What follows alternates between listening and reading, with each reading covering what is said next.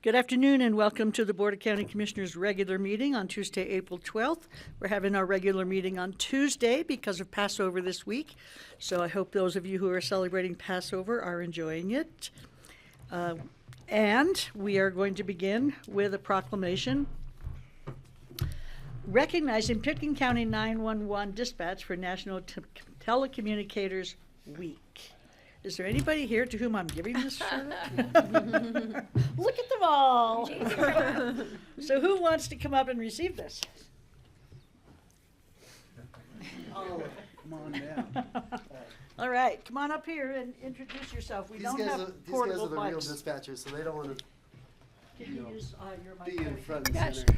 Great, so if you would introduce yourself on that mic, we don't have a portable today. Sure.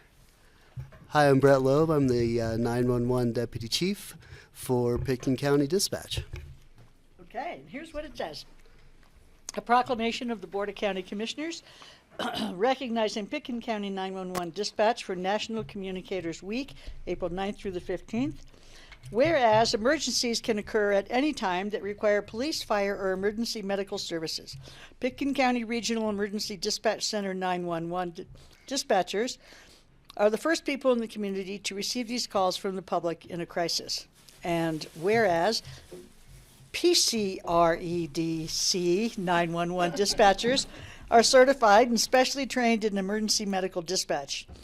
They must deal calmly and efficiently with all emergency situations, ranging from horrific medical emergencies to dangerous law enforcement situations. And whereas PCREDC 911 dispatchers are the single vital link for law enforcement, EMS, and firefighters responding to an incident. By monitoring their activities by radio, dispatchers provide first responders with real-time data that can keep them safe as they respond. And whereas our Sheriff and Board of County Commissioners elevated the status of 911 dispatchers in Pitkin County to first responders on October 10, 2019, the first in the state of Colorado to gain that recognition. And whereas 911 dispatchers must master multiple and varied systems and be adaptable to new technologies designed to enhance the efficiency and the volume of support we offer to our responding agencies and the citizens of Pitkin County. And now, therefore, be it proclaimed that the Board of County Commissioners is proud to honor all of our 911 dispatchers and recognizes April 9th through 15th, 2023 as National Telecommunicators Week in Pitkin County, Colorado. Dated this 11th day of April, 2023. Thank you very much. Yeah, thank you guys. Yes. Yeah, we did a bowling theme this year. You know, you've heard of the police of the thin blue line and thin red line. We're considered the thin gold line. Yeah, but we do have a fat one here. So. Yeah, I have to tell you guys that when I first got elected here, I met with Joey, and he spent like 15 minutes raving to me about the dispatchers, that it is like the core of emergency response. Yeah, these guys do a fantastic job, and the community and the responding agencies are really in good hands thanks to these dedicated professionals. They're amazing. That's great. Thank you guys so much. Thank you. Responders. That's right. They're our first responders. Thank you. Not going to leave you. Lucky you. You don't want to sit here all afternoon. Why not? Thank you, guys.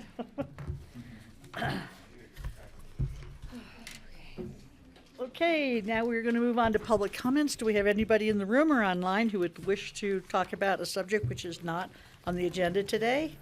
Please raise your hand, or, I don't know, star 9 or whatever it is. Is there anybody out there? Ellen, are you wishing to speak? No, I was just here to congratulate the 911 dispatchers. Awesome. That's so nice. Of you, Ellen. Thank you. So I'm going to move on to commissioner comments. Who's got comments? I'll go after Steve, Greg, Patty. Well, I had a most amazing experience on Easter this year. I sang with the Snowmass Chapel Choir. So I'm telling you this after the fact, because you can still go on. Grassroots TV will be broadcasted. They recorded the service, the 11 o'clock service on Sunday at the Snowmass Chapel. And we only had a group of about, I think, 13 singers. We sang most of the songs a cappella, which is very hard to sing and stay in tune. And we did it perfectly, and it sounded so beautiful, and it was such an amazing experience to be doing that. And I just wanted to let everybody know you can go online, either on, you'll be able to go on the Snowmass Chapel website and watch the link to the singing, to the whole service. The singing was interspersed in the service, but it was just a wonderful message that we sang about the Easter message. That I think it's worth people's while to go on and watch that. Thanks, Steve. That's great. Greg? Yeah, thank you. Just wanted to mention, just so people are thinking about it, yesterday in the French Alps there was a huge avalanche that killed 6 people. Where? In the French Alps. and the reason I bring it up is one, just to express my condolences for the people who lost their lives there, but that the conditions right now are really unique in that we've had a dust event come in and change our snowpack considerably, and all bets are off about. And I think if the dust comes in, it sublimates and it goes east rather than melting and going west, which is unfortunate. But the snowpack conditions are changing enough where we have some very unstable conditions. There was a big avalanche over near Crested Butte a couple days ago that defied expectations. Nobody was killed in it, but it was unique in that it started in a very thin layer of wet, slushy snow, but it went down and built and hit larger layer and then released an unstable layer far beneath that, and it caused a huge avalanche. I can't remember the number, but there have been hundreds of avalanches just in the last few days.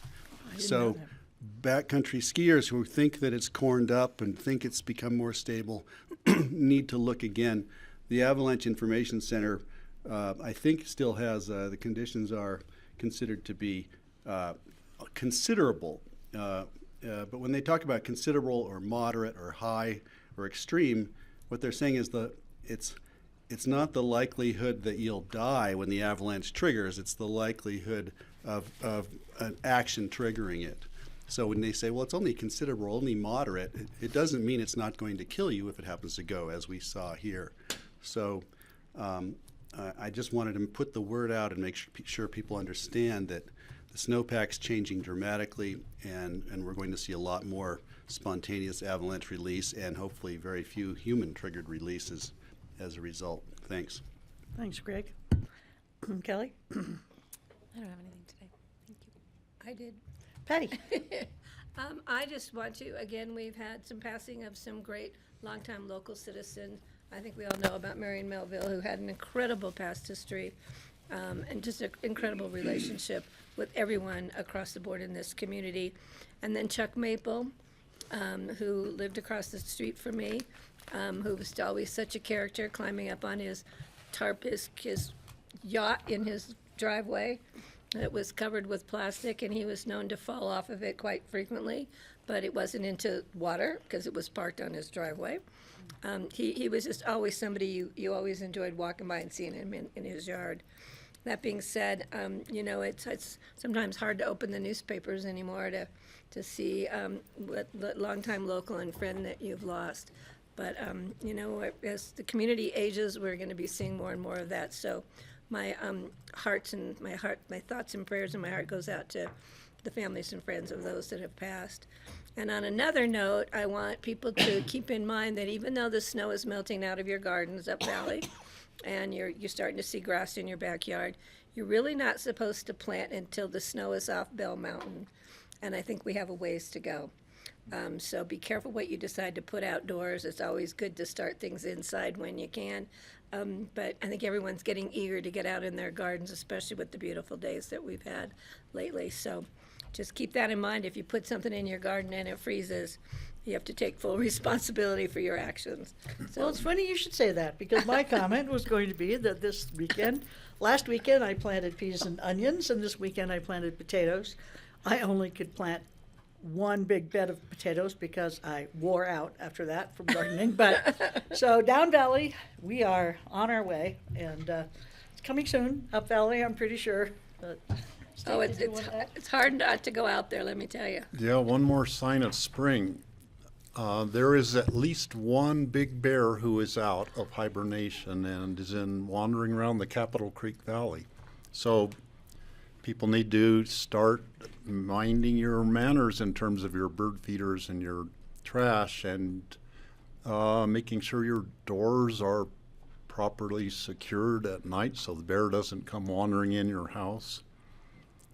There was a picture of a moose who walked into the lobby of the Providence Hospital in Anchorage last week that I think was just the motion sensor. Open the doors. Opened the door and it walked right in and was eating the plants in the lobby. So wildlife can do funny things. But That's anyhow, hilarious. be aware of bears, and their season is here. Anti-bear device.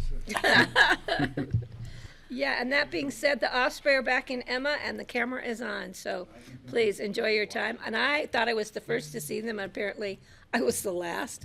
I hadn't read the newspaper, but they're back. We have the 2 pair, and we're just waiting to see if we have any more up in Woody Creek. Or I'm gonna have to go down and check that out to see if the Osprey are back up valley. You know, if I could add, I drove by yesterday, but I saw the osprey was actually sitting on top of the camera that looks at the nest. So there's one osprey in the nest, the other one's sitting on top of the camera. He's just being shy. It was probably warm, Maybe that's it.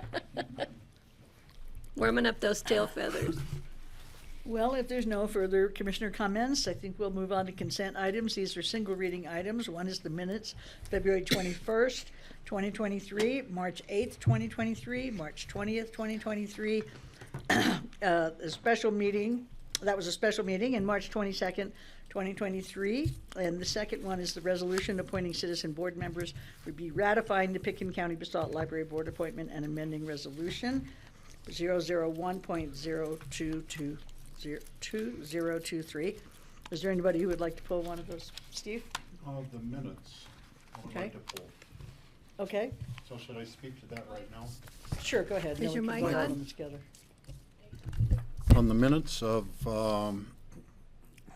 March 20th, which was about our visit to the Crystal River, it says that only the 3 commissioners and staff were there. But I'd like to amend that because there were consultants there. The mayor of the town of Carbondale was there, and there were staff from the town of Carbondale were also there. So I think that should be noted in the minutes. So I'll Okay. make a motion to approve the minutes with the amendments that Steve has offered. Do I have a second? Okay, I have a motion from Patty and a second from Kelly. All those in favor, please say aye. Aye. Aye. Aye. I wish to make a comment, if okay, on the resolution appointing. Okay, I just want to thank everyone who takes the time, the energy, and passion to be part of our appointed volunteer boards with Pitkin County.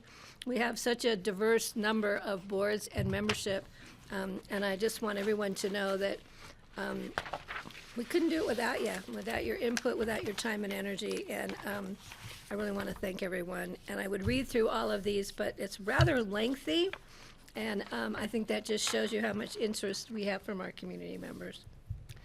yes, I've said it before, I think we're the only county where you have to actually go through an application and interview to be a volunteer.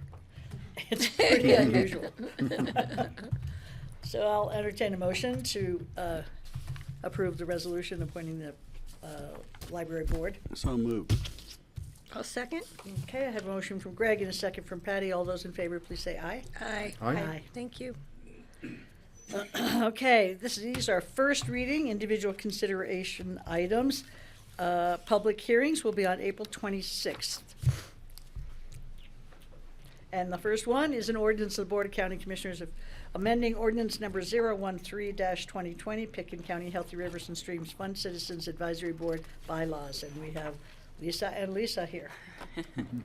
Good afternoon, everybody. Lisa McDonald with the Healthy Rivers Program.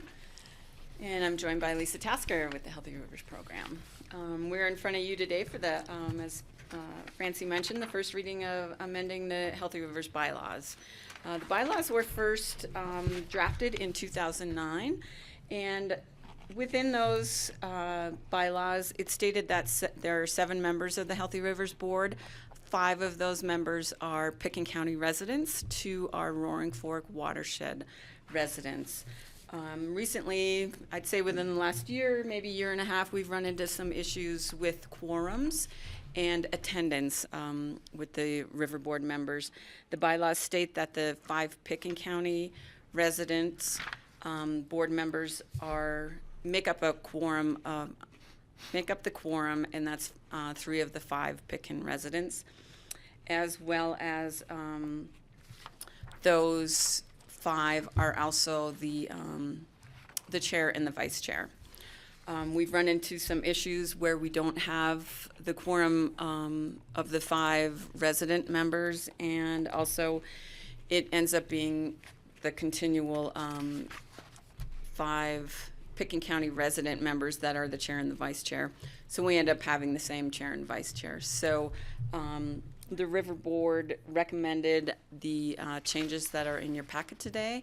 We had a work session with the county commissioners on February 28th, I think, and these changes were all approved, and we're in front of you today to officially adopt those changes. The only change that came out of the work session is that 4 of the actual 7 members constitute a quorum of the board. So, and there's also some minor housekeeping issues in there, but those are the 3 main changes. Any questions? Yeah, Patty? Yeah, I just want to thank you. I think the red line copy with the highlighted yellow and red Yeah, it's helpful. really brought to our hard. attention Yeah, the changes. that It was change it. like, Yeah. and that makes it so much easier, I think, to Yeah. review what was And and what what is being is. proposed Yeah. for us to make a decision. So thank you. Yeah. Because I think it made it very understandable. Okay, well, Steve?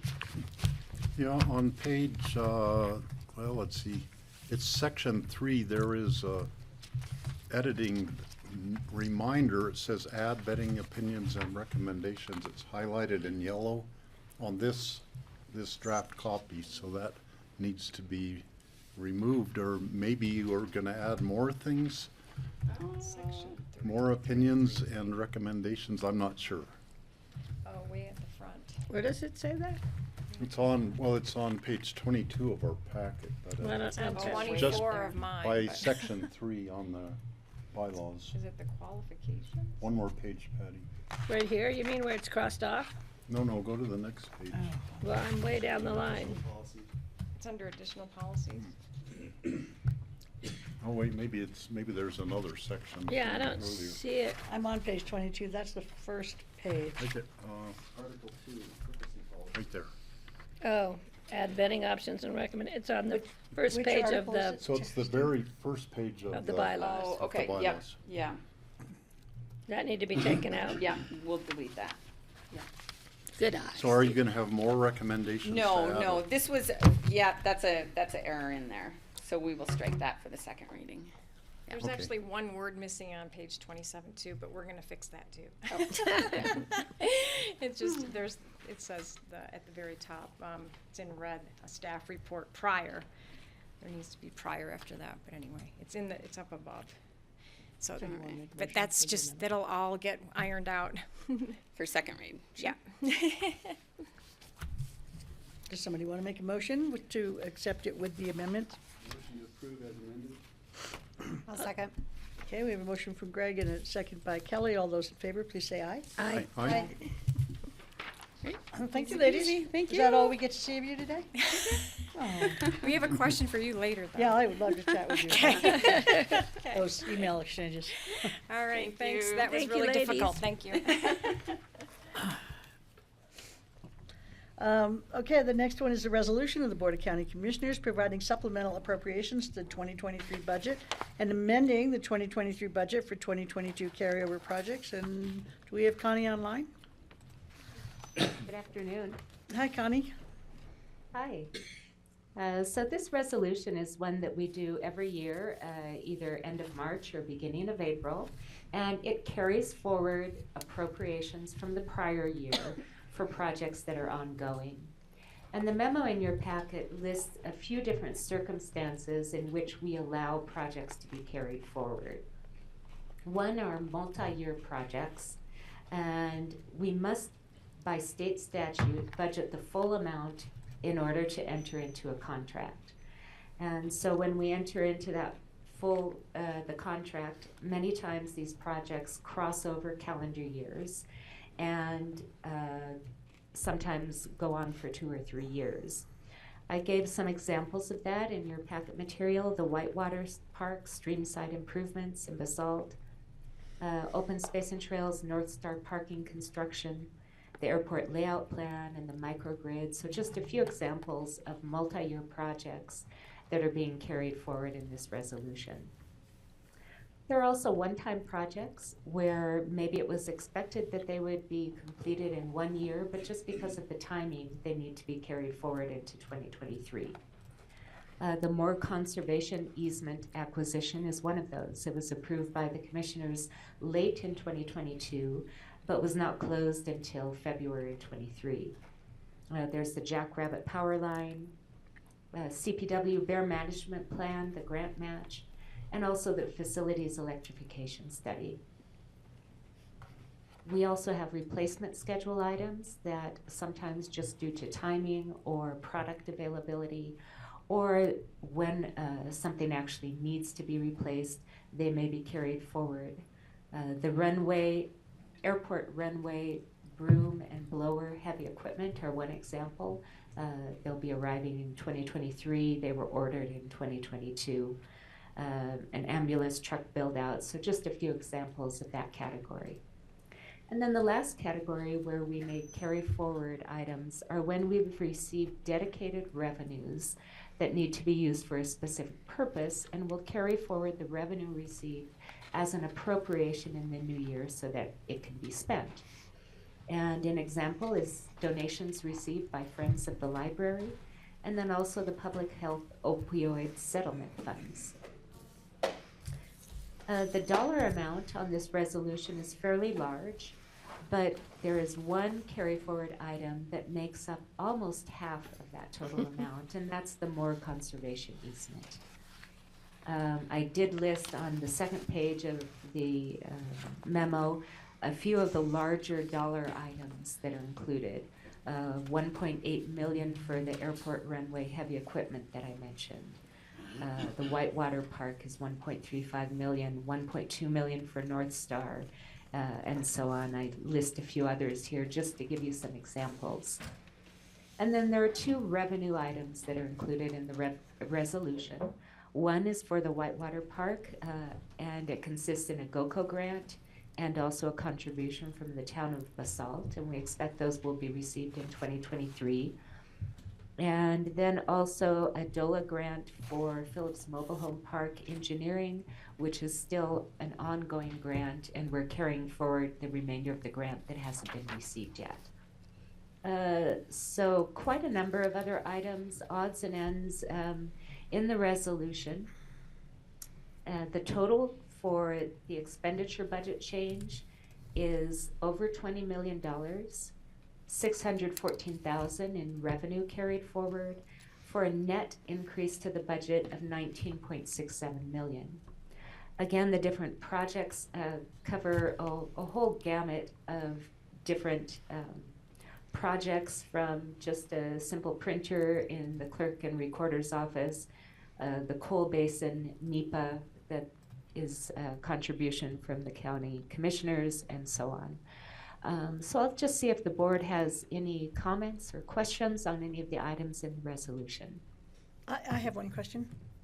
Can you hear me, Connie? Yes. This is Francie. My question is on the Moore Conservation Easement acquisition. I thought the total price on that was 10 million and that the city was contributing 1 million. Am I wrong in that? Let's see, so we need to carry forward the full amount that we have appropriated. So we originally had 10 million budgeted in 2022. I believe there was already an earnest payment that was made in 2022, and the remainder of the budget is the 9,750,000. So you don't have any, does anybody else have recollection of that? That Aspen was kicking in $1 million on that? A city kicked in a million, and we set aside in an escrow account of some sort, a million that we were holding on to based on that last piece of property up there. So we're still holding it on to it somewhere? Should be set aside, right, John? Well, Ta-da. okay. That was quick. Come on I'm down. watching you because I have an item. I didn't feel like sitting in here the whole time. Quick and fast. You Right. ran. Well, I don't know if Connie answered the question or not. Go ahead. No, Give us I'm your Gary answer. Tenenbaum, Director of Picken County Open Space, and for the more open space purchase, there were two pieces of the puzzle. It's 9 million. It's a $10 million total purchase, but 9 million without the 40 acres that are included, and we haven't closed on that piece yet. So what we've done a week and a half ago was we closed on the $9 million piece, and the city will be reimbursing the county $1 million. Thank you. So it's just a different carry forward. Okay. But we'll get that revenue now that we've closed, and we'll be going to the city for that. Okay, just trying to keep track of Yeah. these $1 No, million no, that's, little things here. but we still have 1 million for the extra 40 acre piece that's next door to this, in case they can convince the other family members to make that happen. Okay, So, great. Thank you, okay. Gary. You're welcome. Appreciate it. Any other questions for Connie? Can I leave? Yeah. He'll be back. I will make a motion to approve. Oh, did you have a question? Or you- No, I do have a question, actually. It's on page 36 of our packet. It's the final figuring where there's the 614,000 revenue change. Expenditure change is 20 million. Oh, wait, that's expenditure. So then the net increase or decrease, oh, I think I see what's happening. The expenditures are reducing the total fund balance. Is that what's happening, Connie? That's correct. Because the Yes. 19 million is in parentheses, meaning it's a decrease in the fund balance. In fund balance, exactly. Because the expenditures were over $20 million.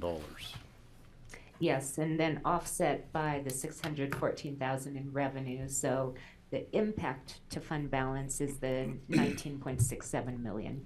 Okay, I understand it now. I wasn't following the math in the parentheses there. And although this shows an impact to fund balance, this has already been taken into consideration when the board was looking at the 2023 budgets, because we assumed that these projects would all be completed. We didn't count these as unspent monies that they would have a higher fund balance. So although this shows a large decrease to fund balance, it was one that we were anticipating and was already built in to the budgets that you saw for the 2023 budget process. Oh, that's helpful. Thank you, Connie. Patty, you want to make a So motion? now, I would like to make a motion to approve on first reading the provision of supplemental budget appropriations to the 2023 budget and amending the 2023 budget for 2022 carryover projects. This is a first reading set for second reading and public hearing on April the 26th. I'll second the motion. Okay, we have a motion from Patty and a second from Steve. All those in favor, please say aye. Aye. Aye. Aye. All right, the resolution passes. Hey, Thank you, Connie. The next is a resolution of the Board of County Commissioners approving an intergovernmental agreement with Garfield County for a fifth amendment to the Colorado and Community Service Block Grant, and I believe we have Lindsay. Is she online? I'm here. Oh, good. Hi. Hi, everyone. Thank you, Lindsay Mage, Picken County Human Services Director. Thank you for letting me be here today. This is a historical grant that we have had as a subrecipient of with Garfield County for many years. where it brings in an opportunity for us to help offset some of our staff costs for our benefits outreach specialists. So the CSBG grant, Community Block Services grant, is really to help us develop a program where we have really nice outreach in the community to help serve folks who may be Medicaid eligible but are not enrolled. So this is the first reading for us to approve this IGA, and we'll be back in a few weeks. Patty. Yeah, I have a correction. You have this, you have the second reading date as April the 24th. Second reading date is April the 26th, I believe. I don't think we have a meeting on the 24th. Where do you Well, see that's good to know. Hang on. Oh, yeah. So other That than, is correct. I Yeah. will make that. Thank you, Patty. I will make that correction. Now that I'm seeing that. Yep. I have a question, Lindsay. You were mentioning that this is about Medicaid, but it looks to me like it's about SNAP. So I'm So confused. it's really for multiple things. So it's to help folks get enrolled in any sort of government benefit, the Community Block Services grant. So it helps also with SNAP. Oh, sorry, this one's specific to SNAP, that program. I apologize. Okay. The outreach coordinator, as you can see, the revenue that we bring in is around $5,600. So it obviously doesn't pay for the whole staffing cost of the person. That's found in other ways through allocations. But so this is specific to the SNAP piece, which is the Supplemental Nutrition Assistance Program, but the same concept. So somebody who goes out into the community to try to find people who are eligible for SNAP, but just not enrolled in the program yet. Okay. Thank you for that clarification. Thank you for the for catching that. Any other questions for Lindsay? I'll make a motion to approve on first reading, set for second reading and public hearing on April the 26th. This is a resolution, the Board of County Commissioners approving an intergovernmental agreement with Garfield County for a fifth amendment to the Colorado and Community Service Block Grant. I'll second. I have a motion from Patty and a second from Greg. All those in favor, please say aye. Aye. Aye. Aye. It passes 5-0. Thank you, Lindsay. Thank you. Bye, everyone. Bye-bye. Now I have an ordinance of the Board of County Commissioners granting 2 underground right-of-way easements and 2 trench conduit and vault agreements to Holy Cross Energy, a Colorado corporation. We should have Brian Pettit. Rosa, do we have Brian on there? We have John. Maybe John. Sorry, you caught me on a phone call.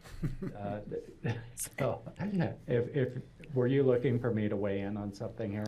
Well, actually, we have an ordinance here that was going to be presented by Brian Pettit, but we don't have Brian, and it's the granting of 2 underground right-of-way easements and 2 trench conduit and vault agreements with Holy Cross.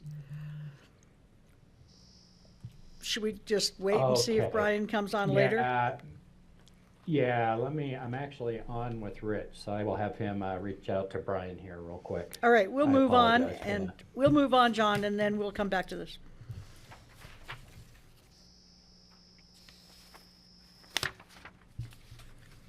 I think you heard me. We have Valerie here. In person, up Yeah, close. so in we're going to person. move on to an individual consideration item. This is a public hearing. This is the second reading. This is a resolution of the Board of County Commissioners adopting the hazard mitigation plan, and Valerie McDonald will talk to us about it. Hi, everyone. I'm Valerie McDonald. I'm the Pickens County Emergency Manager, and I'm here once again with our updated hazard mitigation plan. If you recall, the Disaster Mitigation Act of 2000 requires all counties to have a current plan in order, and here's the hook, in order to be eligible for pre- or post-disaster mitigation grants. This plan will replace our plan from 2018. The participating jurisdictions in this project over the last couple of years, Aspen Basalt, Snowmass, Roaring Fork Fire, and Aspen Fire, Carbondale Fire is on the Garfield County plan. During this process, the gist of it is the group identifies hazards that threaten Pitkin County, and then we develop mitigation strategies to mitigate or eliminate our risk. As always, you all know that wildfires are #1 risk in Pitkin County, and that's followed by drought, geologic hazards, and flooding. Other hazards that were discussed by the group were avalanches, contagious diseases, cyber attacks, dam inundation, ice jam releases, and winter storms. Before this plan comes to you for adoption, it's gone through a very rigorous approval process by the participating jurisdictions, by Department of Homeland Security, Office of Emergency Management. The public is involved as well, and then ultimately FEMA. So our status right now is what they call adoptable pending adoption. So we have finally gotten through the gauntlet, and I'm here today to see if you have any questions and ultimately hope for adoption. Patty. I think it's a great plan. 200 and something pages. It's a lot of work. I commend you for your patience, your fortitude, your passion. To get it through all of the gauntlets, as you call them, is not an easy task. So my comment or question is not so much about the plan. It's that, do you have an update on our flooding? Speaking of emergencies, do you want to, is that okay, Francie, if I have her? I just sent an email out to our emergency support function leads. I had the National Weather Service present at our Public Safety Council meeting last week, and usually this time of the year it's wildfire that's on the top of everyone's mind, but this year it's the flooding potential. Our mud and flood team is standing up.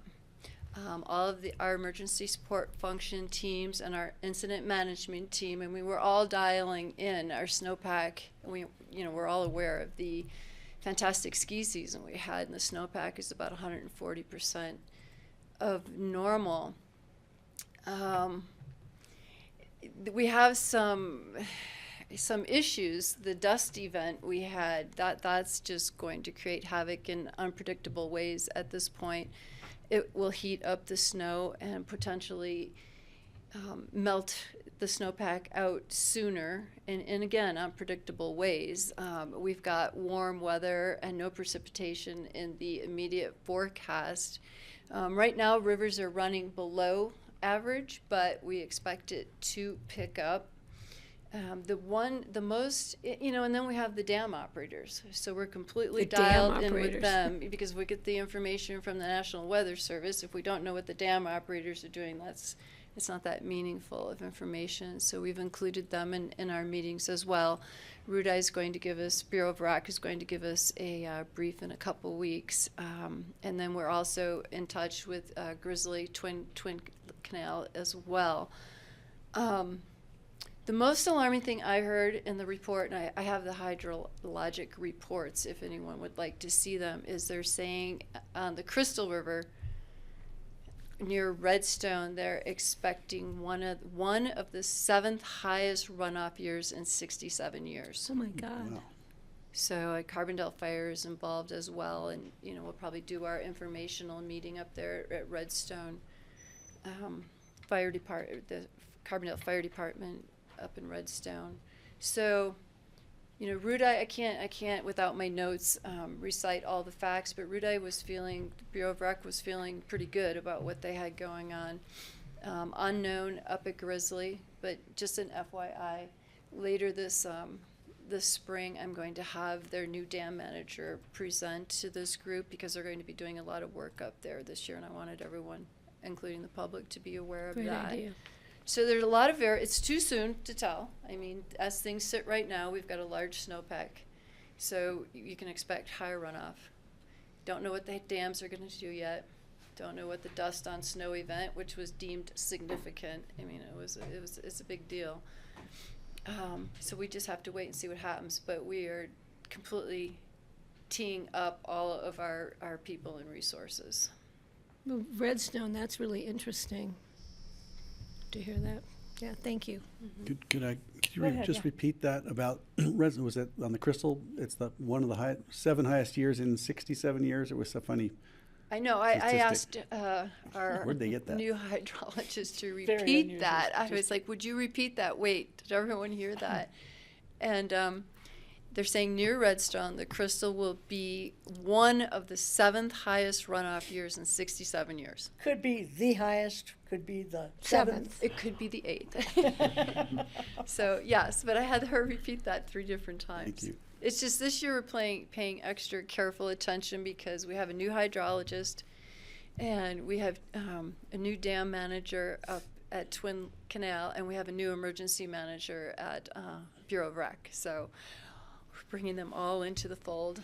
And is the one more, is the Rudai manager, a Bureau Rec, that's a Bureau Rec manager from at Rudai? They had an emergency manager. You might have known Howard Bailey he retired a couple years ago, and they never replaced him.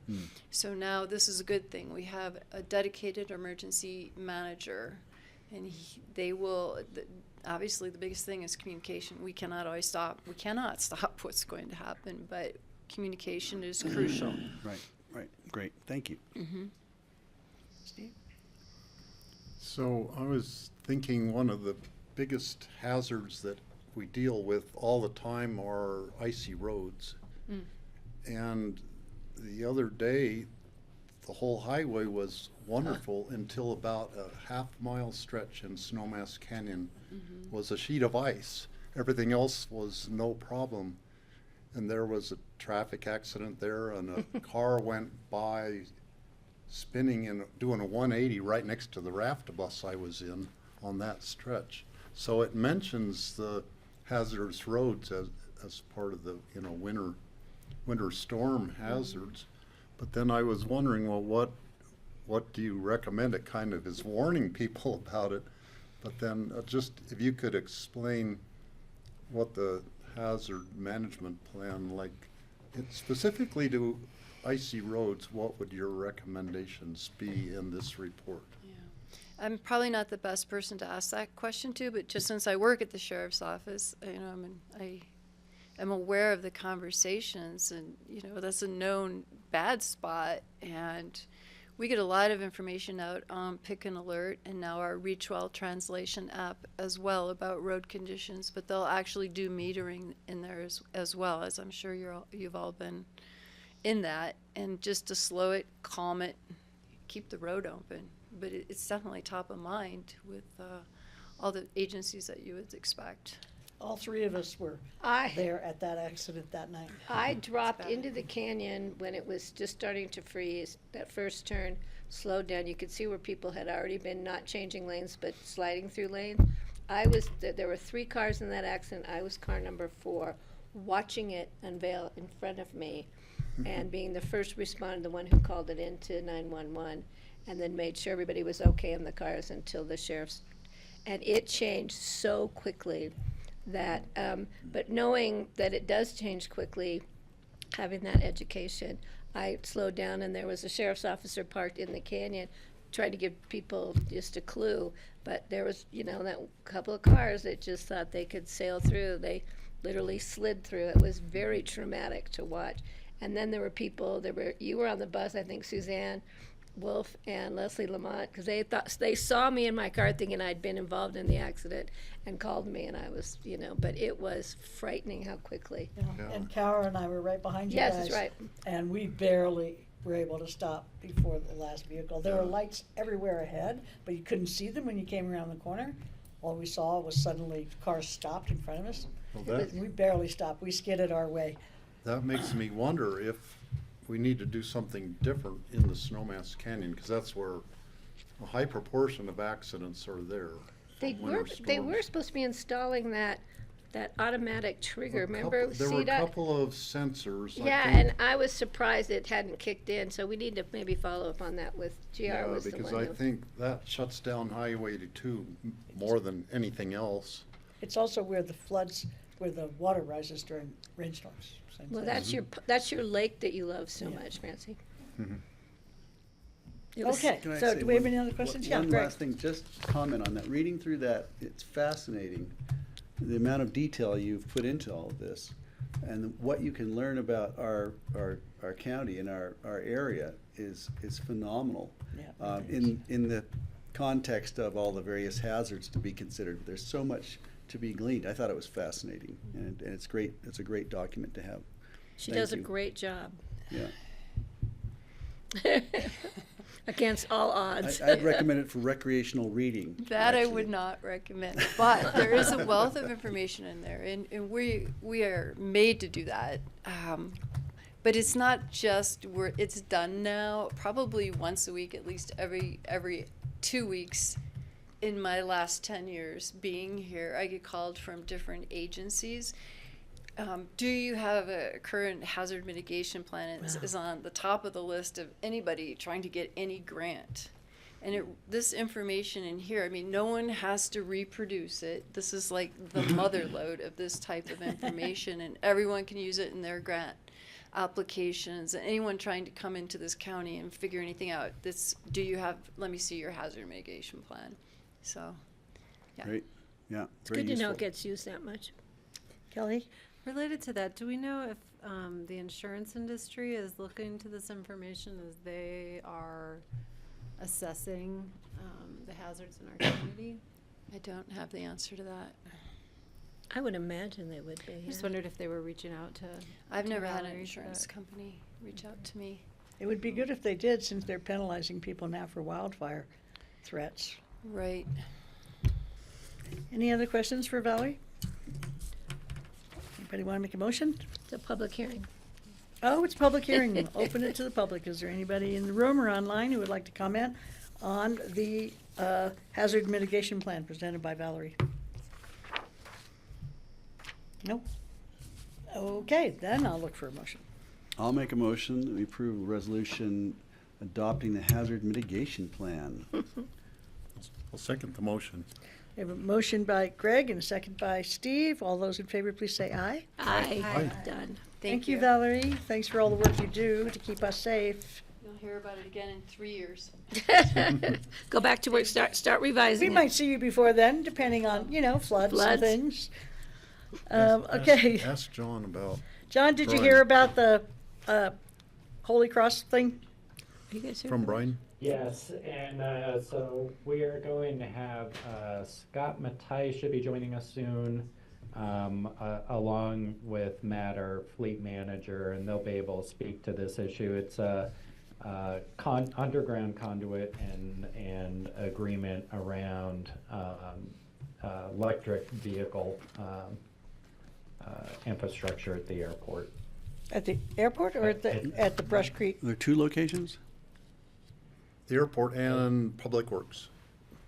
And Public Works. Right. And so, if we continue on, Francie, I'll keep an eye out. They're Okay. going to be joining here pretty soon. Okay, great. Thank you, John. The next is an ordinance of the Board of County Commissioners amending ordinance number 015-2020, Manager's Rules, Appendix 1 to Title 6, Section 6.16.100 of the Pickens County Code. And Michael. Michael's here. Afternoon. Hi. And do introduce yourself, please, Michael. Yeah, my name is Michael Port. I'm the construction recycling analyst at the Solid Waste Center. So today we're here for a second reading of our proposed amendment to the construction and demolition debris diversion ordinance. Giving you a couple of updates. First one in October of 2022 and the second in December of 2022, presenting findings that our program is working really well, and that's our deposit refund recycling program. The minimum recycling rate that was originally established in the ordinance was 25% to earn back a full refund of the deposit that projects need to put down in order to get their building or demolition permits issued. And because of that great performance that we've seen, most projects have easily met the 25%. So in the interest of promoting further waste diversion and the performance of that program, we are proposing to raise the minimum diversion rate to 35%. So that's why we're here today. You gave us a great presentation last time around, so do we have any questions? No, I think this is a Steve? great idea. I'm trying to piece together the chain. We did a work session in December, and maybe that's when I was gone. When I was sitting in the airport, maybe you saw this at first reading several Yeah. weeks ago? Yeah, and it was Okay. a great presentation at that time. Okay, in the AIS here, it didn't really talk about the first reading, so I just was checking on that. Yeah. I think it was the day you were in the airport again. In the airport in San Francisco. And that was Kathy that was here the last time presenting, the amendment. So do we have any questions for Michael besides Steve's? I just have one request, that you keep us posted, see how this process works and how much more we're being able to divert. Absolutely. I think that'd be great. I had a slightly tangential question, just that, are you able to monitor the amount of chipboard that comes through? Because I understand drywall is a huge component that goes into the landfill. Yeah, It's we not can. part of Yeah, we can kind of make estimates. We did a waste composition study, which we also Right. presented to you recently. That sort of has, in that study, they found I think about 10% of the incoming trash was drywall. Right. So we can kind of extrapolate from that. Got it. Thank you. Yep. Yeah, Kathy explained to us about all the impediments to recycling drywall. So I'll look for a motion. Oh, no, it's a public hearing, so is there anybody in the public who would like to comment on the, this amendment to the ordinance? Doesn't look like it. Now I'll look for a motion. I'll make a Close the motion. public comment. Okay? Amending the ordinance number 015, wait, is that the right one? Yes. To 2020, appendix to Title 6, Section 6.16100 of the Pitkin County Code. I'll second. Great, I have a motion from Greg, a second from Kelly. All those in favor, please say aye. Aye. Aye. It passes 5-0. Thank you. Thanks, Thank you, Michael. Michael. Thank you. Thank you. Now we have an ordinance of the Board of County Commissioners accepting a trail license with Pyramid Ranch LLC, and Gary's going to present that to us. It is continued from March 22nd. Hey all, Hi, Gary. Gary Dinnerbaum with Picken County Open Space and Trails, and Mike wasn't on. So, I'm here to, this is second reading for the trail license that we are seeking to get from Pyramid Ranch LLC, which is really critical to complete the new Maroon Creek, actually the Highlands Trail, or the Maroon Bells Trail as they're going to be calling it, to try to get all the traffic to get out of the schools onto a separated trail from Maroon Creek Road to connect to Aspen Highlands and the existing Aspen Highlands Trail, and then from there move up to the Bells. So this is private property that we are seeking to get a trail license from, and we're very appreciative of the property owner working with us to make this happen. And nothing has changed since first reading, so if you guys have any questions, or I do have the maps if you want me to pull those back up. Patty? You continued it from the last hearing. Was there an issue that was being resolved? You guys had a conflict. Oh, that's right. It was a short meeting. It was a short meeting, and Thank you. preferred us to move it. And So there were no changes. It was, no changes. we changed our minds. Okay, thanks, Gary. Steve? So putting the trail on the west side of Maroon Creek Road will make the trail longer than the way people go now. So people being who they are, there are still going to be people wanting to cut through the school campus on the old way. Are Well- you doing anything to block that off, or how are you going to encourage people? You going to have a little food wagon over there to entice them to go the long way, or what? The good thing is actually it's longer, but it's much less confusing And the to grades. go this way, to go the new way.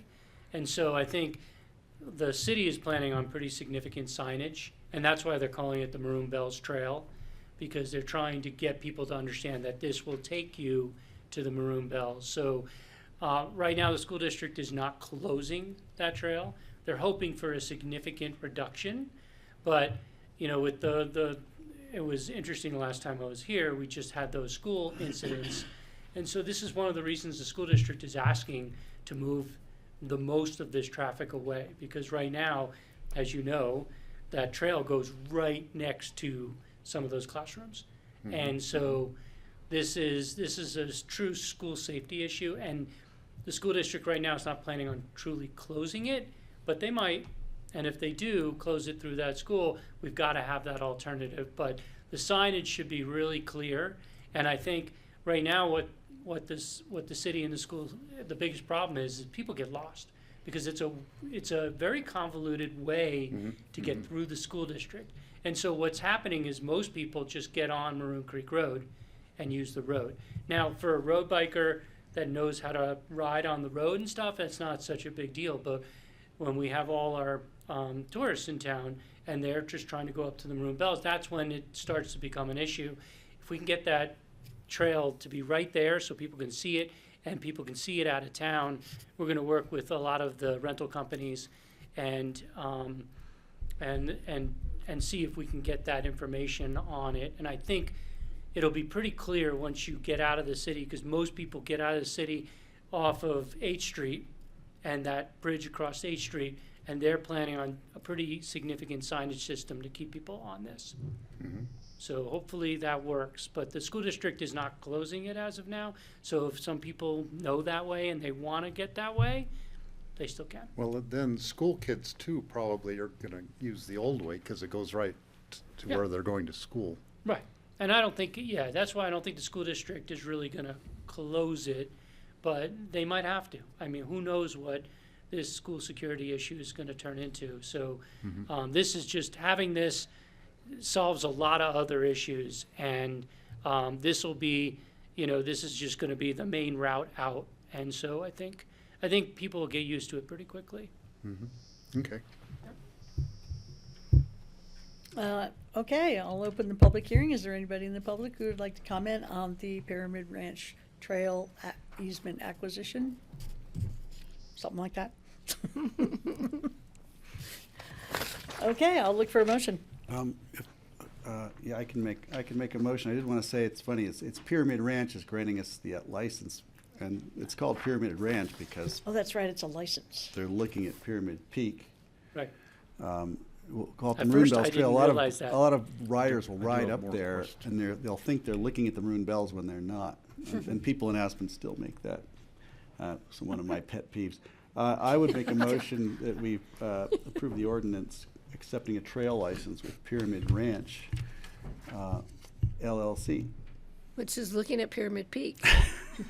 I'll second with much gratitude to the owners for taking this step. Yes. And Steve has another question. Yeah, it sort of indicated this is like sort of a temporary arrangement because they most likely will come forward with a development proposal during the next 5 years, but is there any danger that we lose this trail easement in the future, or is this like a permanent easement that we have in black and white on paper that's good forever? It is not.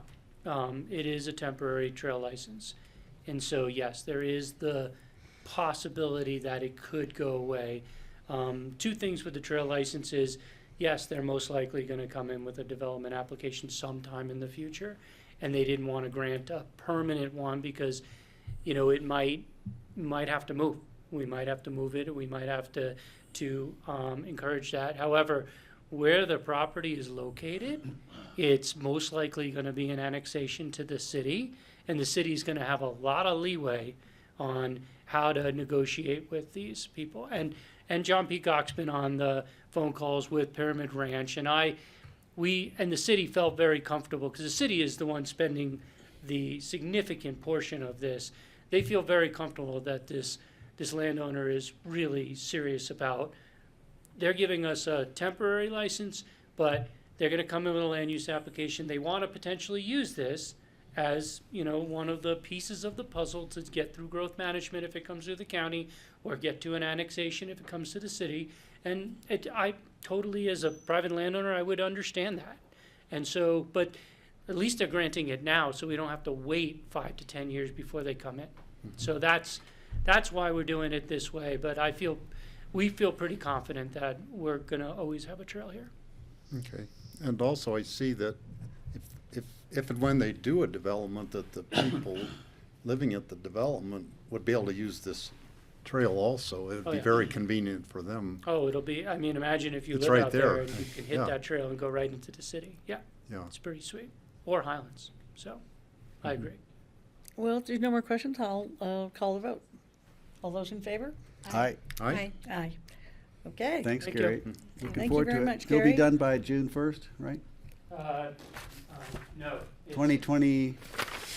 The reality of the construction world that we live in today is that the city put it out for bid already, and they did not get bids to do it this year. So they're working with a contractor to potentially start it this fall, but most likely spring 2024. One So more To it's- begin. One more question. Can Greg ride his e-bike on it, or does he have to be on the county road? Nope, you can ride e-bikes on that one. That's gonna be a paved What's the trail. purpose He of it? probably will be, that's why. Probably will be by then. Yeah. There's not a food cart though, Steve. No reason to go. Thanks, Gary. Those darn bells, they don't ring. John, any news on the Holy Cross presentation thing? Yes, actually, we have Matt, Brian, and Scott in the attendees. We're having some link problems. Okay. If we could move them over to panelists, Rosa, we can move to that item.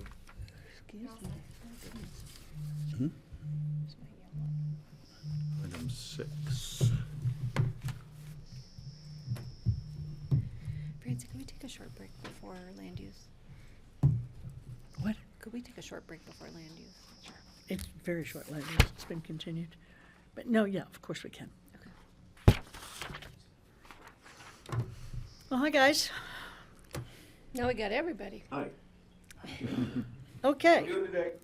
So let me introduce you then, if you're ready to roll. This is a individual consideration item. It's a first reading with a public hearing set for April 26th. This is an ordinance of the Board of County Commissioners granting 2 underground right-of-way easements and 2 trench conduit and vault agreements to Holy Cross Energy. And we have Brian Pettit and company. Great. Yeah, I'm Brian Pettit. I'm the Public Works Director. We have Scott Mattice, our Deputy Director of Public Works, and Matt Bergstresser, who is our Fleet Manager. This really was spurred by the Board of County Commissioners by budgeting extension of infrastructure to support EV, electric vehicle charging. And there are 2 sites that we've covered with one ordinance. One is at Public Works to increase infrastructure capacity for a transformer so we can have more EV charging. And then the other is over at the airport by the AOC, the Airport Operations Center, where we're extending electricity from Owl Creek Road to the AOC so we can charge fleet vehicles there. This is kind of standard operating procedures with Holy Cross as they bury the lines necessary to provide that electrical service. So this will provide them an easement. They'll place the lines in there and they can access it anytime for service calls or to take care of the system. Any questions for Brian? Yeah, great. Just want to ask what amperage and voltage are these lines? Matt, you've been working with Holy Cross. Are you able to answer that question? Yeah, so they're 500 kVA transformers, so they're significantly upsized for what we're looking to do in the future. 480 volt lines. So the Public Works one, when you're driving into the shop, is going to be placed adjacent to the Rafta one, same utility that they're running for all their chargers. And then the new one at the airport will be kind of placed right outside the fence again with a 480 volt service. So you'll be able to charge some big power using vehicles. Great. So these are lines Yeah. that are coming off of the main grid that comes up Valley? These are like, these lines already exist and you're just upping them? These are new installations. Oh, new, so, the entirely new, lines- okay. Correct. They run up valley, but we're just gonna be pulling the leg off of that into a new transformer to support the EV infrastructure. Okay, thank you. Steve? So will the transformer and the service be enough to expand with more charging stations in the future? Yes, significantly upsized right now. With the chargers we have it going in, we're probably at around 25 to 50% capacity. You know, we're putting in a lot of high-speed stuff for heavy equipment, so we're planning for the future. Wow. Okay, good. Great. Any other questions? No, very exciting. Yeah, so let's make a motion. So It's I'll make first a reading, motion to approve on first reading the ordinance of the board granting 2 underground right-of-way easements and 2 trench conduit and vault agreements to Holy Cross Energy. I'll second. So you have a motion from Steve, a second from Greg. All in favor, please say aye. Aye. Aye. Aye. And we are going to take a 8-minute break and come back at 1:30. If you guys could just be patient a little bit longer, thank you so much.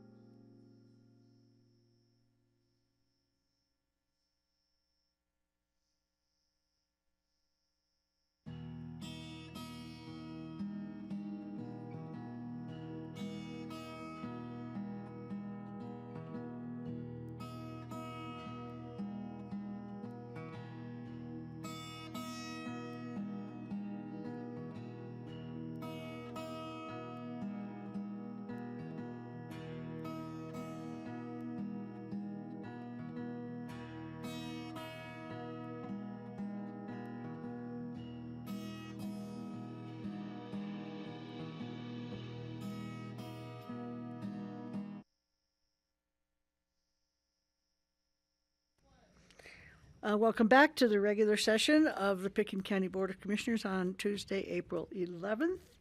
We are going to hear from Leslie and the applicants from Crystal Basin Holdings LLC. Hi, thank you. Hi. First, I'd like to say that the applicant provided our affidavit of public noticing per our code right here. And so the applicant, Crystal Basin Holdings LLC, they proposed to add 5.5 miles of additional mountain biking trails and a hiking trail to their existing mountain bike trails on their private property that was formerly the Mid-Continent Coal Mine. And just for your orientation, Brian's gonna show you. So the property is about 3 miles up Coal Basin Road from the intersection of Coal Creek Road and Highway 133. The first about 1 mile is county-owned, and the rest of the road is a Forest Service road.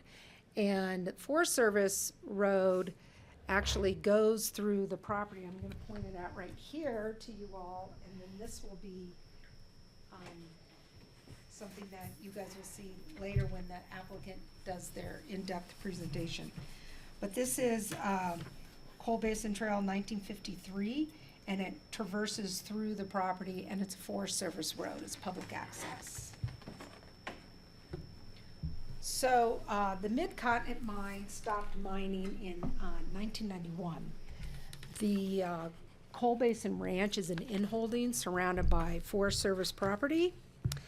And the applicant received approval in 2018 from the county to establish approximately 4.5 miles of mountain biking trails. And also they began at that time a pretty extensive restoration project of the property. The trails were opened to the public in 2021, and Pickens County holds a public trail easement on the property. The review of this application requires activity envelope and site plan review. The application was referred to our usual entities, county attorney, Open Space and Trails, Carbondale Rural and Fire, and the Forest Service, and the Crystal River Caucus, and CPW. We received comments from Open Space and Trail, Forest Service, CPW, and the Pickens County Engineering staff. This application was reviewed by the Pickens County Open Space and Trails Board last week, and the board unanimously approved this proposal. I've attached those referral comments in your packet. And I just have a quick update for you based upon a conversation between the county engineer and the Forest Service.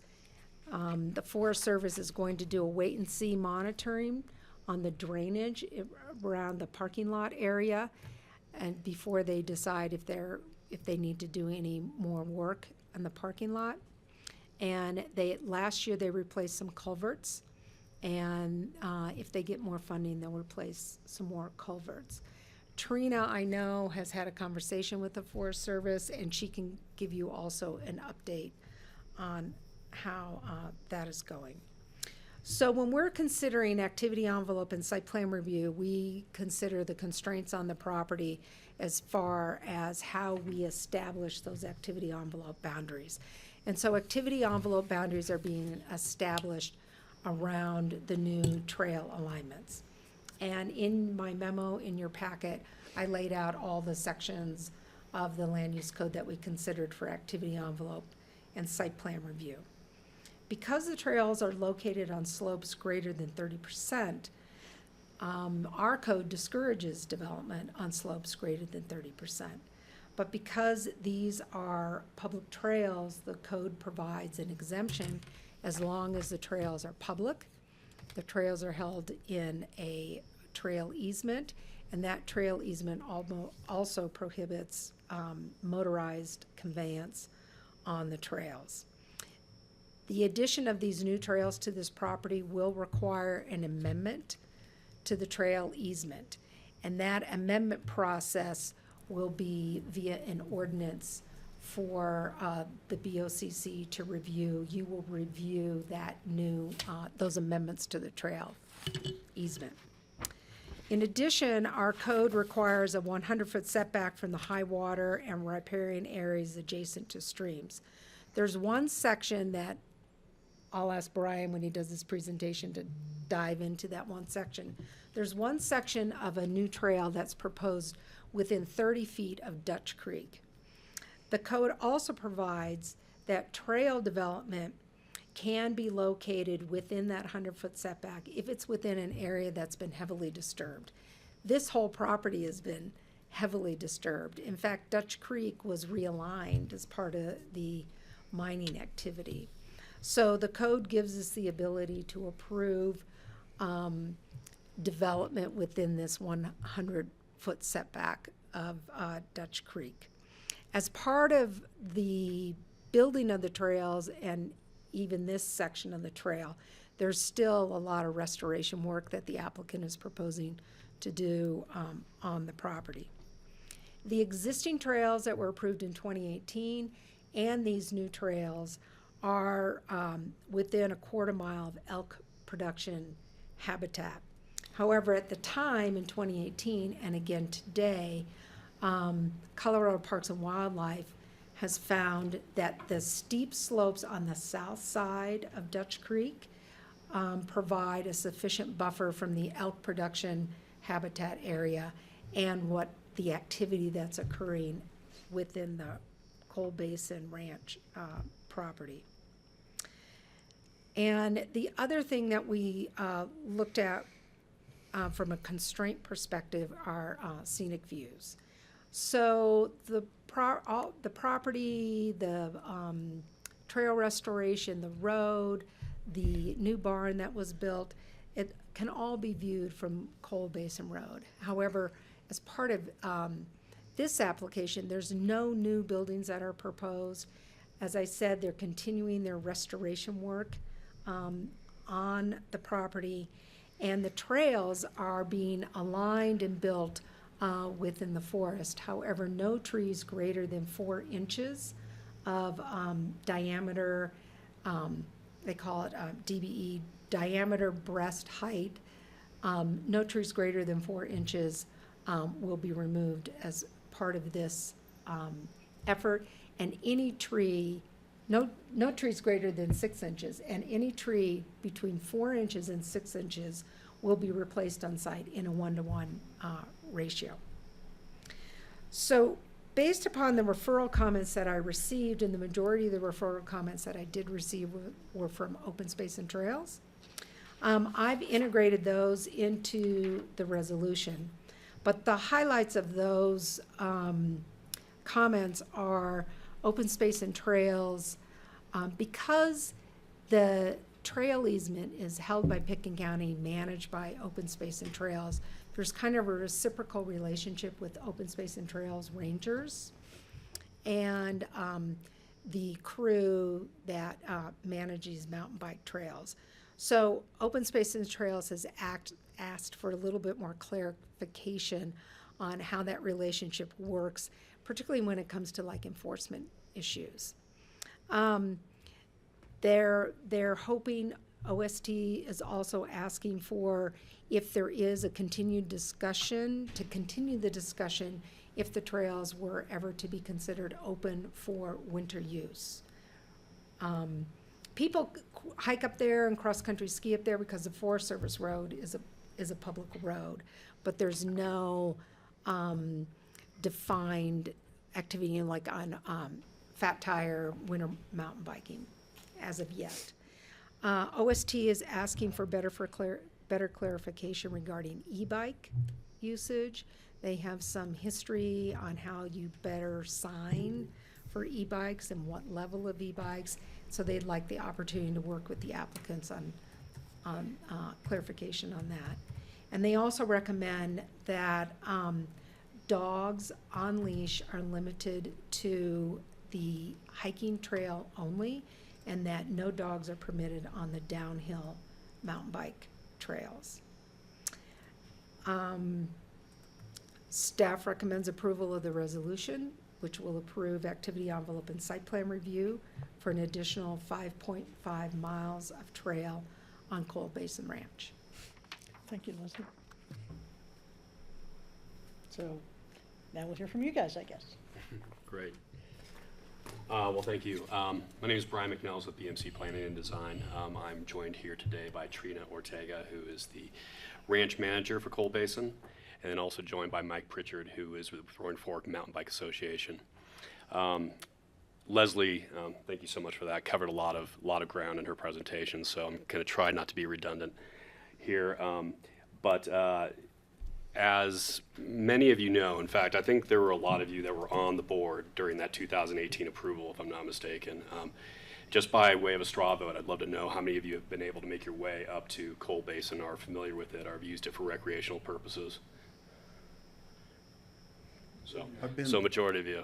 Yeah. We've been through going up to the Dutch Creek number 2 mine to look at the methane thing. Okay, but right. I haven't actually been on your trails. On I the saw the trails gate themselves. going into your trail, and I was thinking, wow, I need to do that, but I haven't actually. Yeah, we ridden hope on you your find the trails. opportunity to do that. I haven't ridden either. It's something pretty special, something we're very proud of, and I think the Board of County Commissioners have a lot to be proud of with regard to that 2018 approval. You did pass Resolution 138 of 2018, which allowed for 4.5 miles of trail to be built, as was mentioned. The nature of this proposal is for an additional 5.5 miles, as Leslie pointed out, and also to continue the restoration efforts that have been ongoing on the property, which have been very significant. And I'm going to let Trina show us a slideshow here in just a minute to kind of show some of those improvements that have taken place. But this is a real shining example of how there can be a really healthy public-private partnership in making a recreational project like this very successful, and a restoration project. Pickens County really has been instrumental in making this successful. We can go into the details of that if you wish, but certainly we couldn't do this without Pickens County's help. As Leslie mentioned, it is a private piece of property surrounded by U.S. Forest Service land, so obviously we've had to create a really strong relationship with the U.S. Forest Service as well. They provided comments, and Trina does have a meeting with them on Thursday to address some of those comments. We constantly have an ongoing dialogue with them to address any sort of concerns that they have. And of course, we want to make sure that relationship remains strong, not only with the U.S. Forest Service, but also with Pickens County. 221 acres in the Crystal Valley, and it is privately owned. It's, I think if you were to ask not only Open Space Board, which gave us unanimous approval or a recommendation of approval to the Board of County Commissioners, that the group that's sitting here and Coal Basin have been really good stewards of the land. We've really made it our mission to give it our best effort to restore that property, which has been so badly degraded by decades and decades of coal mining that has occurred up there. And then, as many of you know, that's not an easy task. When you're dealing with mine tailings and things like that, that's a tough thing to restore. But I think you'll be really surprised by some of the images we'll have to show you. So,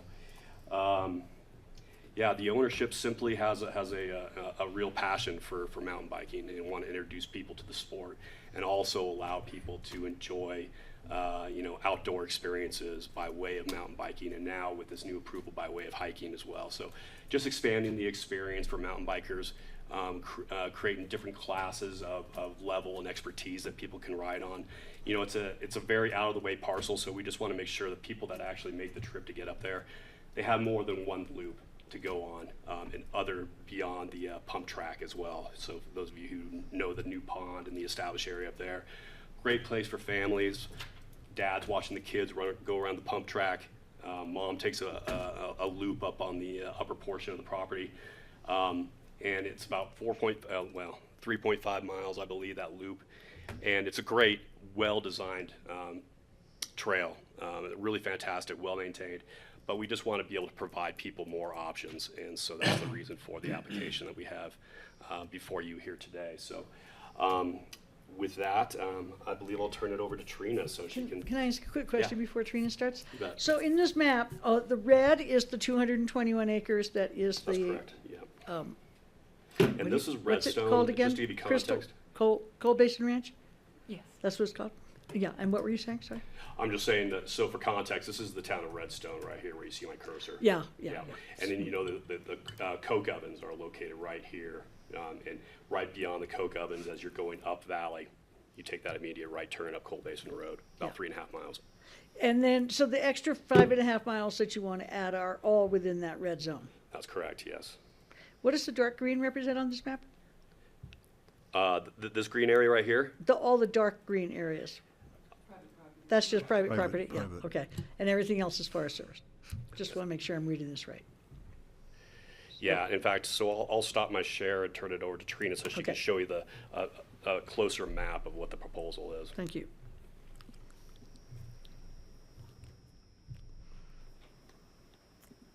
Right. Well, thank you all. She's probably gonna need to move that mic Point over. the mic down towards you. Yeah. Yeah, there you go. All the nice tech, it's great. Thank you all for hearing this, and thank you, Leslie, for your due diligence and your questions. It's all been really good. I wanted to first, again, Trina Ortega, ranch manager at Coal Basin Ranch. I was brought on around the time that before we opened in 2021. I was brought on in late spring. My job was to open the ranch safely and prove the concept of this public-private partnership. And I think it's gone well. As Brian mentioned, I've had a good working relationship with Gary and his rangers, with Pitkin County Forest Service. Roaring Fork Mountain Bike Association has also been a great partner to help me evaluate what types of riders we're seeing. Is there something else we would like to add? And this is sort of where we've landed, essentially. I wanted to make sure that it was clear that hiking is allowed on our current trail system. Not only just on the Forest Road 307 that goes through the center of the property, but we do have hiking opportunities now. Within our phase 2, we do hope to establish one hiking only trail. As we all know, it's nice to hike without the bikes, and then we also have a designated downhill only, a couple of segments that are downhill only mountain bike. It's also nice as a mountain biker to know that there's no fear of running into a hiker or even an uphill mountain bike climber. So again, we land at phase 1. I first wanted to kind of show you some images, of course, mostly images, go through a quick rundown of what's taken place since 2018 when some of you first saw this before you. Coal Basin Ranch, as you can tell, there's not much more I can say. This is a similar viewpoint of probably circa 1970s. I'm not 100% sure on the left, and then you can see what it has turned into on the right with both a combination of restoration efforts and trail build. That is our pump track, again, for those of you. And it's kind of a cool, unique setting. When we think of pump tracks, we think of these urban type of parks. This one is in the forest, and so it's really a unique setting, and it's all very beginner-friendly in this zone. And this is essentially what you're looking at there is this lake that right here. So essentially, this view right here is what you're looking at. All these trails around here were approved in 2018, which we refer to as sort of the beginner pump track area. Mm-hmm. Okay, thanks, Brian. I don't know what a pump track is. It is a flat with some rolling terrain on the trail, some jumps. It's meant for, and we hope to carry this on throughout the entire trail system, progression. So you learn bike handling skills. It's short, not a lot of elevation gain. So really a focus on bike handling. So it's like the one in Carbondale? Mike? Yeah, Yeah, Yeah. Francie. Yeah, Crown Mountain BMX, although we don't have anything near as tall as those jumps. But again, with the intent to learn bike handling skills and then progress from there, and try maybe your hand at going out a little further on the trail.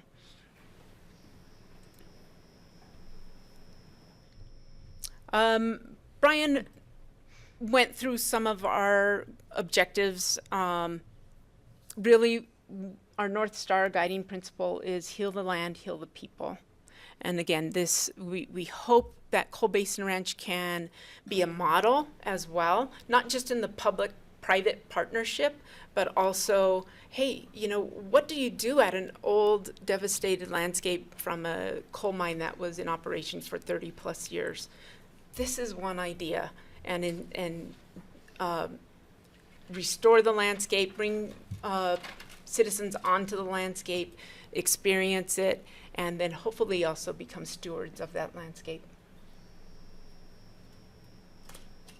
Again, running quickly down some of the objectives: connect community members to nature, honor the history of the area, not just the mining history, but also the Ute indigenous history.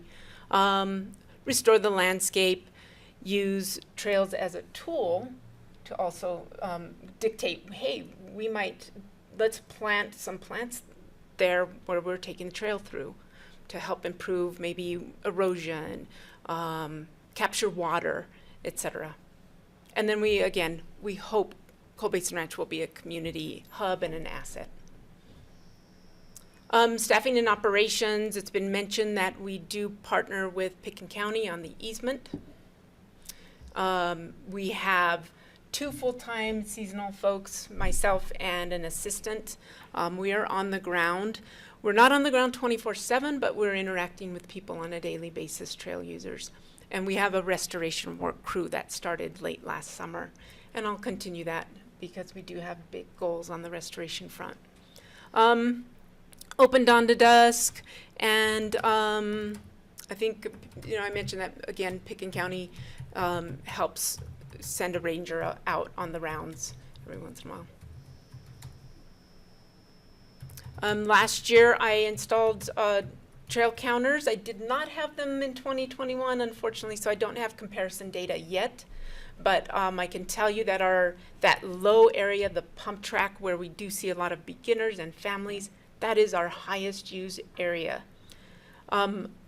Those 2 last columns, mine shaft and the Strider pump track, we see respectively 10,000 and 12,000 passes. Those are not unique users. That's not saying we have that many individuals up there. We see that number of passes. So kids making laps, people making laps.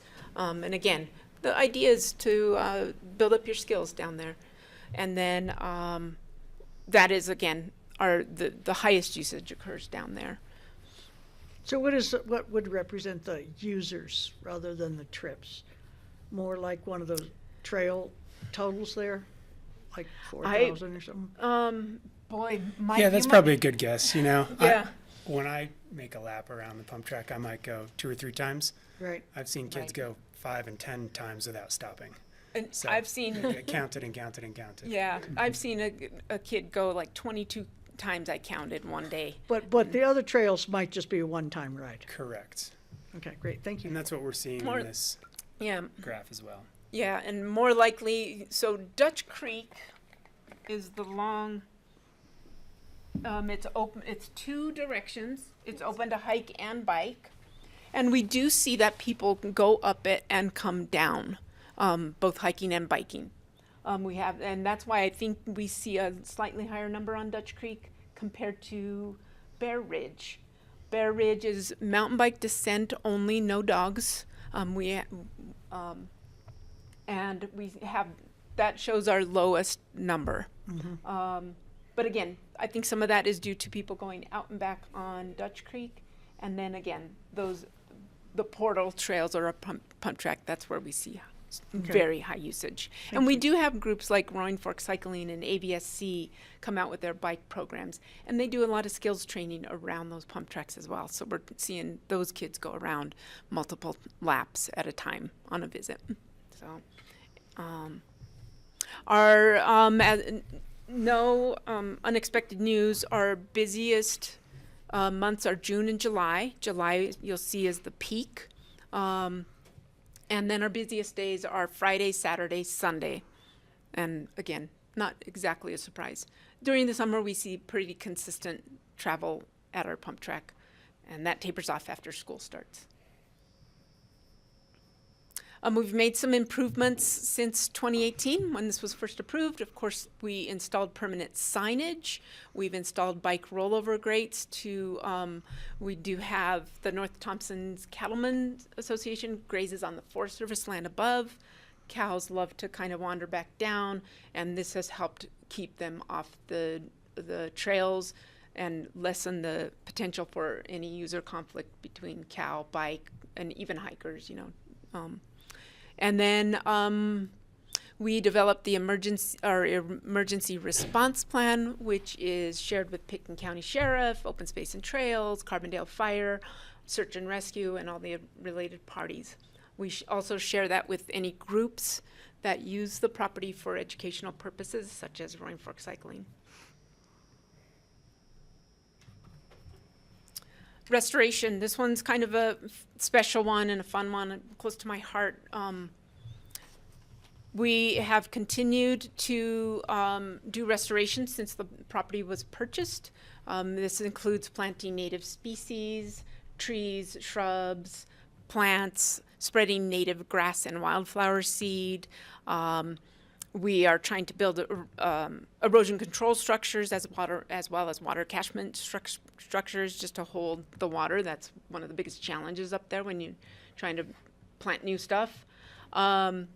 We've installed some irrigation lines in order to give those plants a boost in the early phase. And we partnered with Roaring Fork Outdoor Volunteers last year for the first time to host a public work day and intend to continue that. I know Roaring Fork Mountain Bike Association was on the property early, spreading grass seed. We'll have more volunteer work days like that in forthcoming years.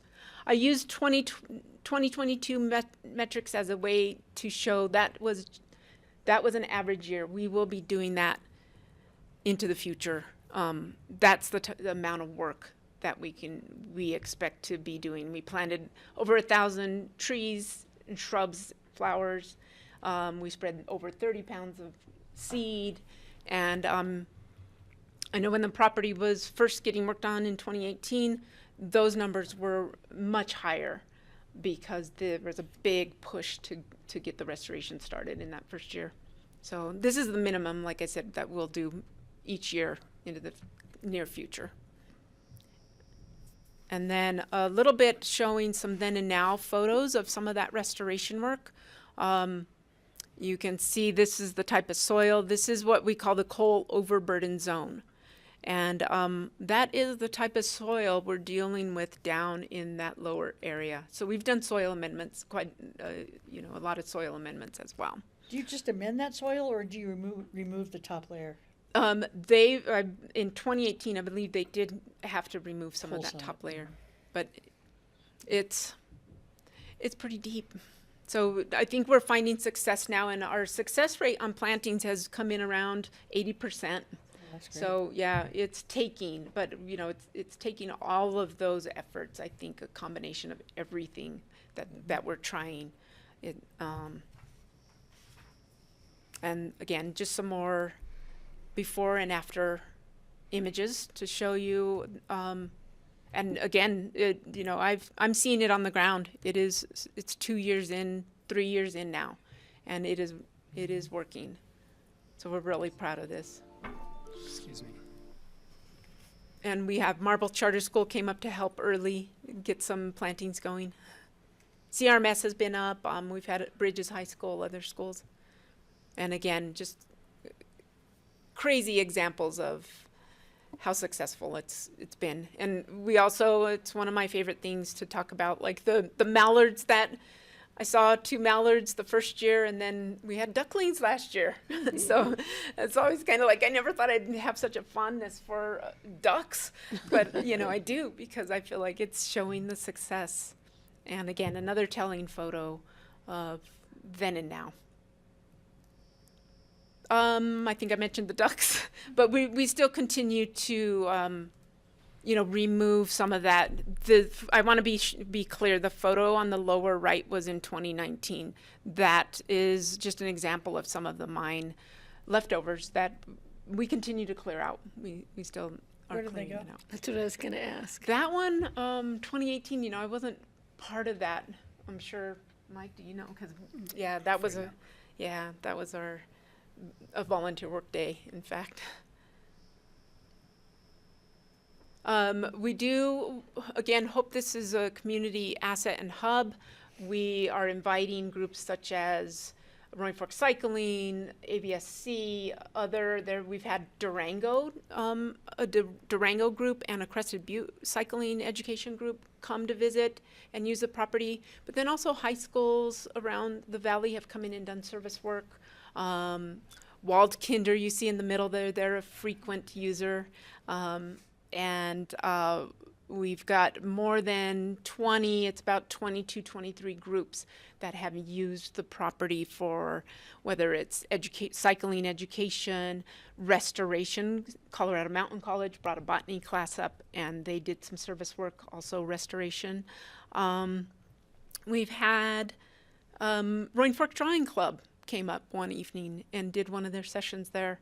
So a unique range of groups and users that we hope to engage. I also was host to an author who wrote a book on geology, and there's a whole chapter on Redstone and Coal Basin in that book that just was released in the last few months. And then we also had the gentleman who worked for the state and still does work for the state. He was in charge of the reclamation. He brought a group of conference attendings up to show them Coal Basin and talk about his reclamation work that he led there. We're also been helping get some of the methane researchers up through the land and then up higher.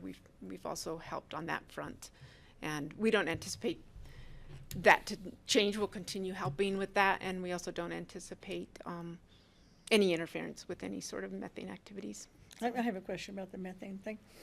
So they're talking about improving the road to get by, I think it's 14 feet now, and they're going to make it 16 feet, I think, to get the trucks up there to do an assessment of how much methane is being released. And now, is that going to affect your plans here at all? That if they widen that road, is that going to change anything for you? Not really, Francie. You know, we hope that our users are getting off onto the single track, and you know, I can't say that everyone does. We do see a lot of hikers and bikers going up Forest Road 307, but no, it won't. No bearing on either party. I think. Great, thank you. Yeah. Okay, and then as you see the map there, and a few photos just to show you what the current feel of the property is. This is the lower area. As you start to climb and go up Dutch Creek, you get to, you do cross Dutch Creek and you climb past some settling ponds and you start to get some views as you work your way up about maybe 800 feet in elevation gain. And then you get on Bear Ridge, again, bike-only descent trail, and you go through an aspen grove, and then you can opt to end on a more advanced jump trail. And then this is our phase 2. I know it's difficult to see. And as Brian mentioned, phase 2 of these trails. I can control plus you here. Yeah, I can. Phase 2, as Brian mentioned, now I'm in it. Let me just. I'm just going to skip here. Phase 2, as Brian mentioned, the hope is to, we've talked with trail users. I have not done a formal survey, but we've talked with trail users and in consultation with Roaring Fork Mountain Bike Association and considering what we're seeing up on the ranch currently, the hope is to provide more the next step for those beginner riders who are at this point limited to that lower area, and then also provide something for the more advanced rider or an expert rider. Right now, we do meet the need of a lot of intermediate riders, and so we're hoping to take this model of progression in terms of skill set and allow that beginner to explore a little more of the property and push their boundaries a little bit more. And then again, the purple line through there, if you can see that, is the hiking only trail. And again, hikers can still be on a lot of the existing trails and on the proposed trails, but that purple line will be hiking only, which gets you up to a really cool viewpoint up in, it's hard to kind of tell, but there's the green triangle looking trail. There's a really nice viewpoint there. It's a wide open meadow, and we'll be doing more restoration work. There's not a lot of vegetative variety up there. And so the goal is to bring hikers to this really nice viewpoint. And then they can opt to continue on, or they can go down on the hiking only trail. And let's see,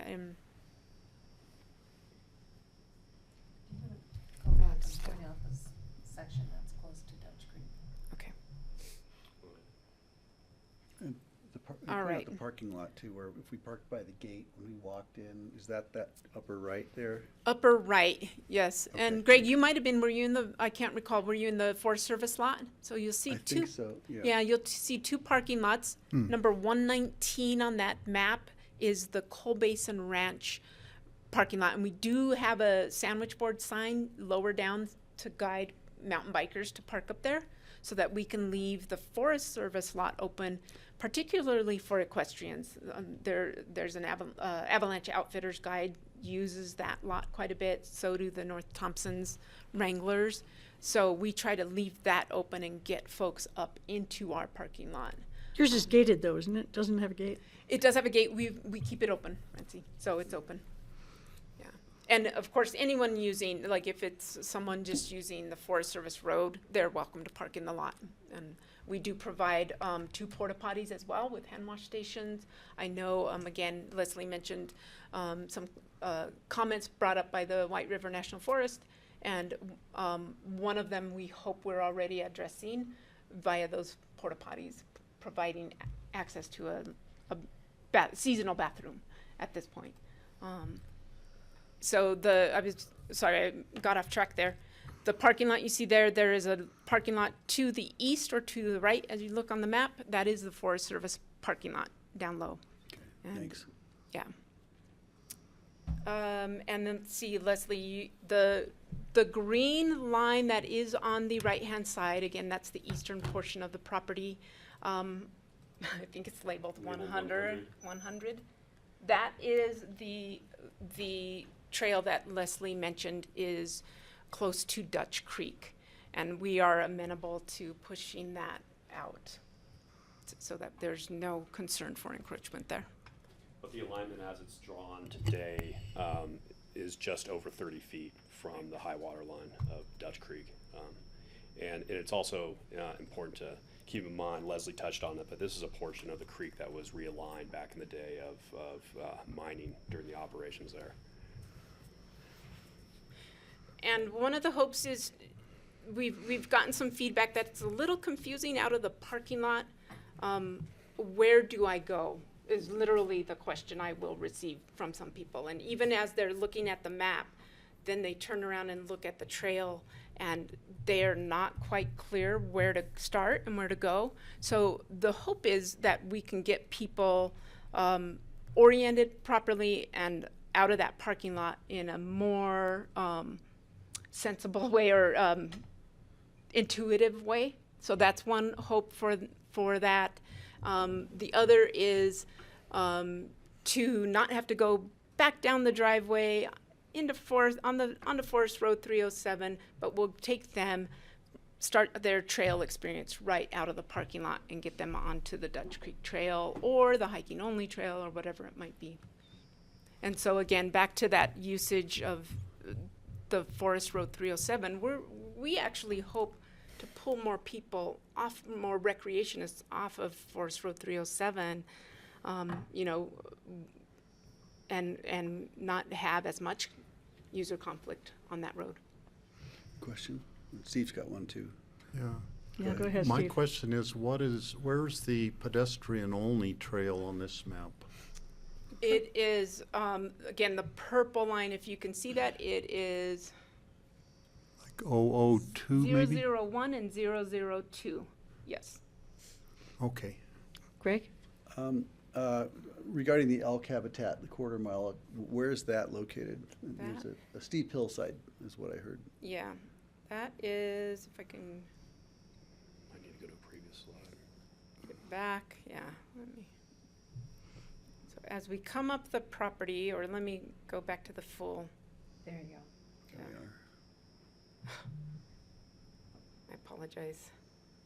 Yeah, it's zoomed in if you go minus on your zoom a little. Okay, so to the south, it is off property, the habitat, and it's, you can see let me orient you to the lamp house, which is, yeah, the cursor, oh, sorry. Hey, that's an idea. Yeah, right.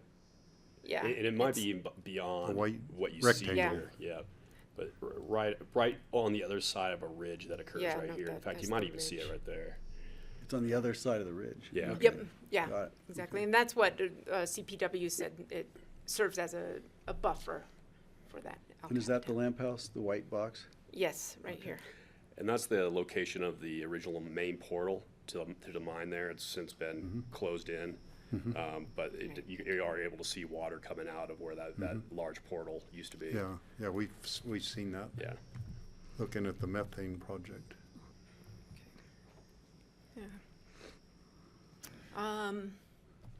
Steve, did you have another question? So, before, some years past, there were two restoration experiments. One was the cow stomp, which was up on the Coal Basin Spur Road, and I think that was actually out in Forest Service ground.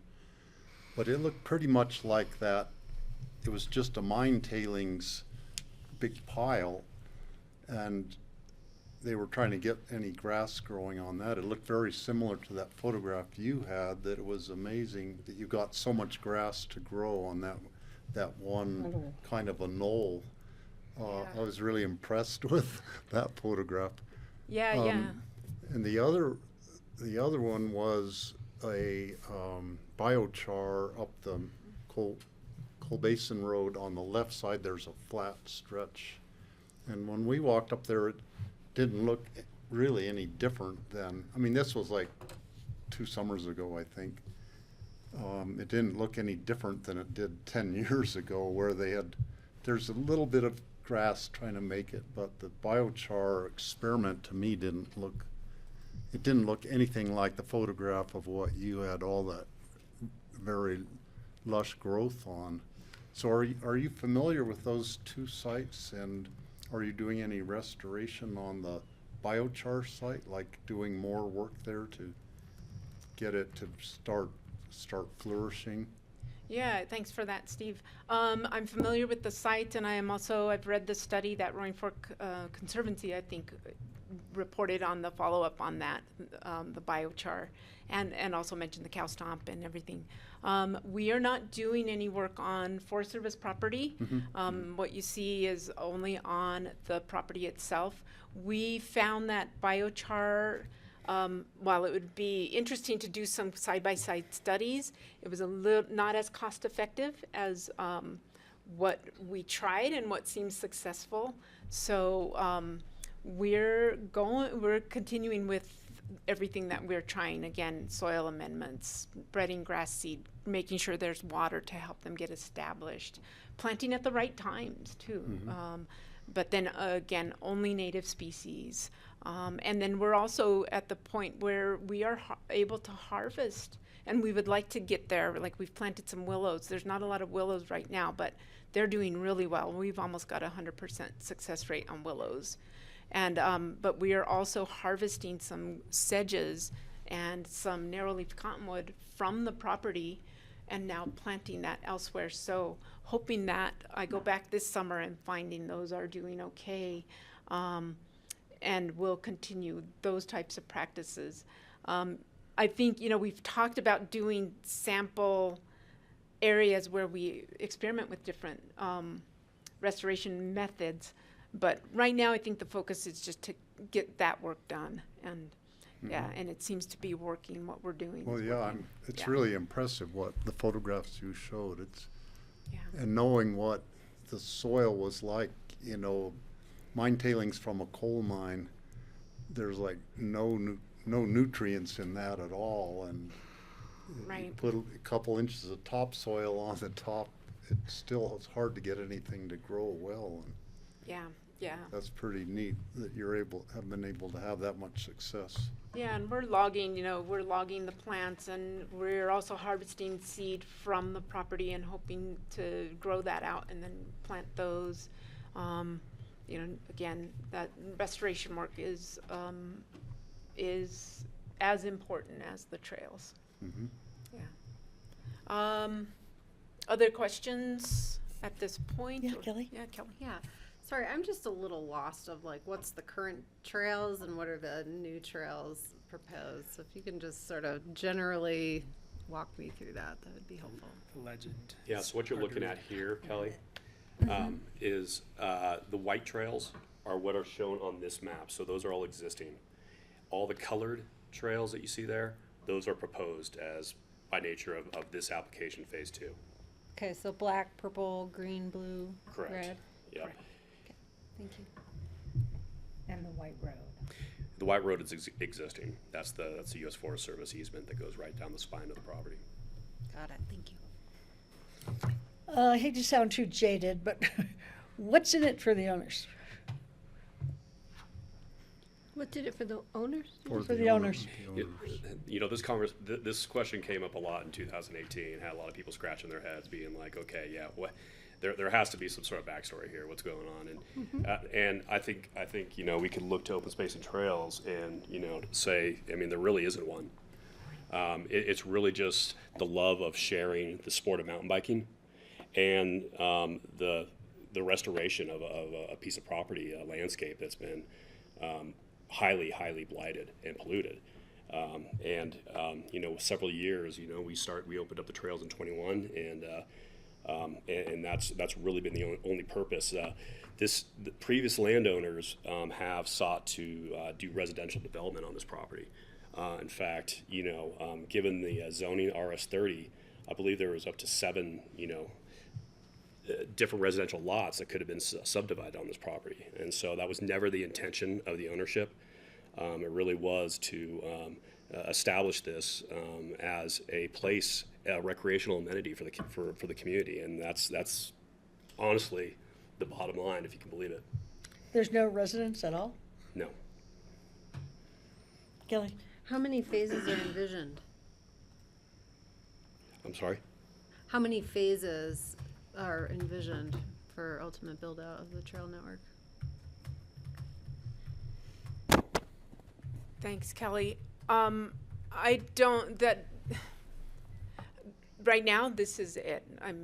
I don't know that we would want to compromise the restoration efforts or the trail experience. You see that the private property boundaries really confines it to this long horizontal parcel with some steep hillsides as you go into Dutch Creek. So there's a desire to keep the ambiance not like a bike park, and that's not a criticism to a bike park, but you know, we really want the individual to be out on the landscape and have some moments of peace and quiet. Whether you're on a bike, I know, like, depending on what your mode of travel is, some people may not feel like, hey, you're biking, it's not as peaceful. But to have moments where you can stop and, again, really experience the landscape and think about what has occurred on this landscape. And then, you know, as soft as it sounds, like I said, the transformation that can take place on the landscape, I like to feel like the individual, and I do come from an outdoor experiential education background, I like to feel that a person can also be transformed, and the nature of the land does not allow for a lot more mileage. So there's no plan at this point to have multiple phases. The trail build itself, you know, as Gary mentioned earlier on a previous application or item, we'll have to see if we can engage with the trail builder this year. They're very busy, and it's already the season to build. So as far as the build itself, Kelly, so I don't know if that answers your question. Yeah, no, I appreciate that. When you guys have groups coming to visit, is there ever a time where this is closed off beyond its operational hours?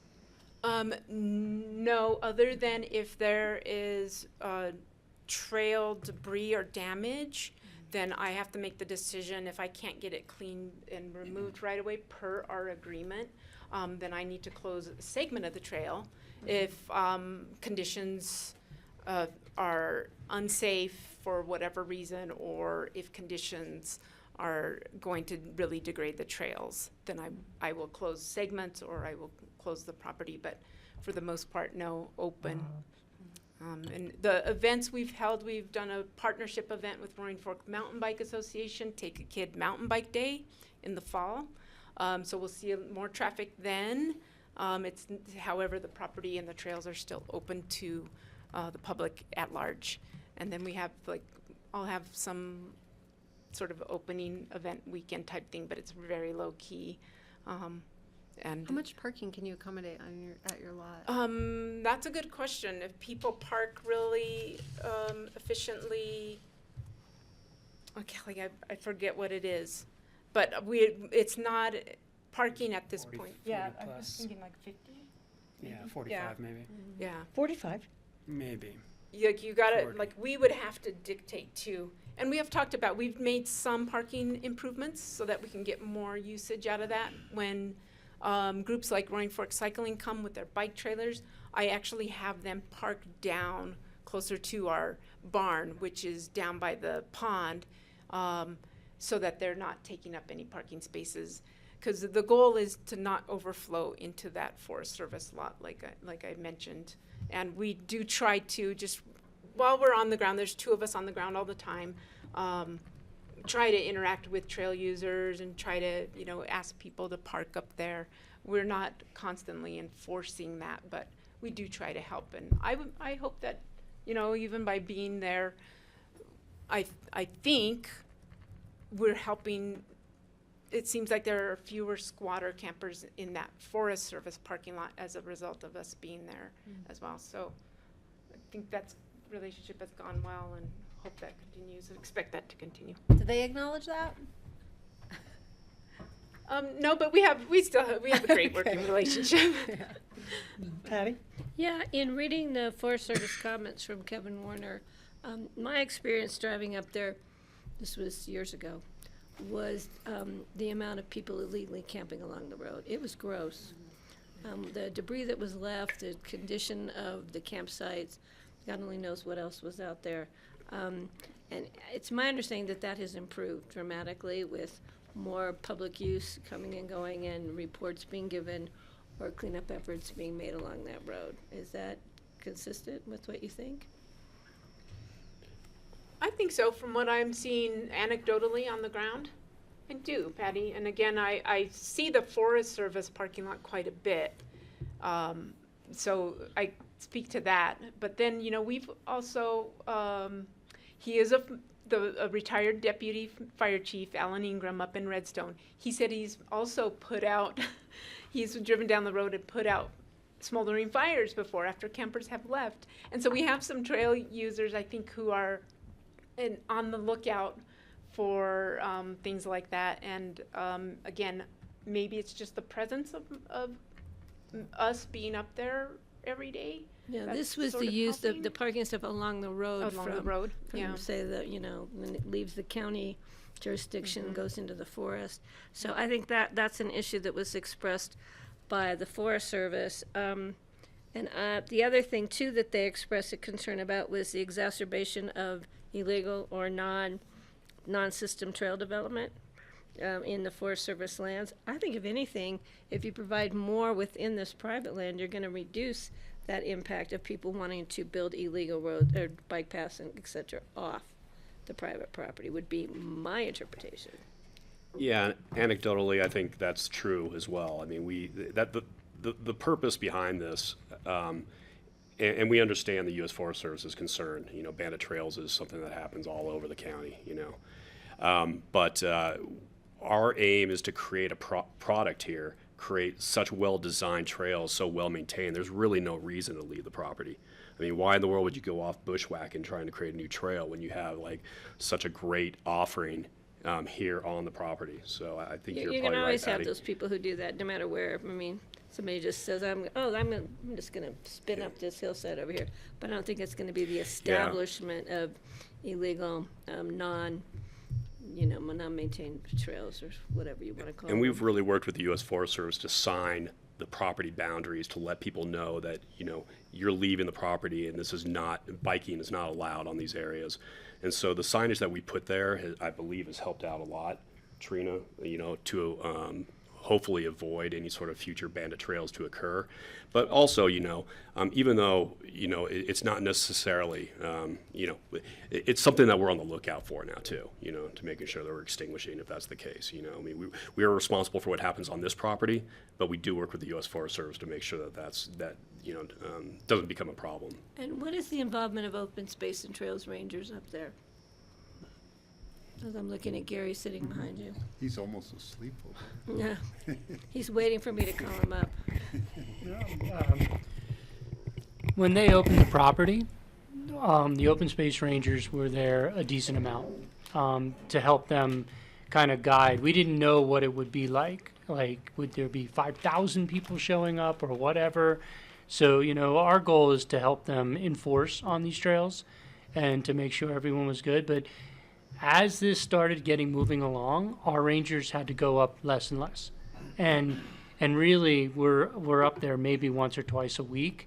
And what we have seen, what our rangers have seen is, you know, for the most part, people are doing a good job of keeping themselves to these trails. We're not seeing anybody going off. The Forest Service, because of this, has signed all the areas in the Forest Service, and that has helped a ton because you used to go up there, you had no idea. I mean, I have to admit, I rode my bike on things that I didn't realize were no allowed, but now it's all signed, and they put a gate up at front, and so it is a much better managed recreational resource because of what happens here.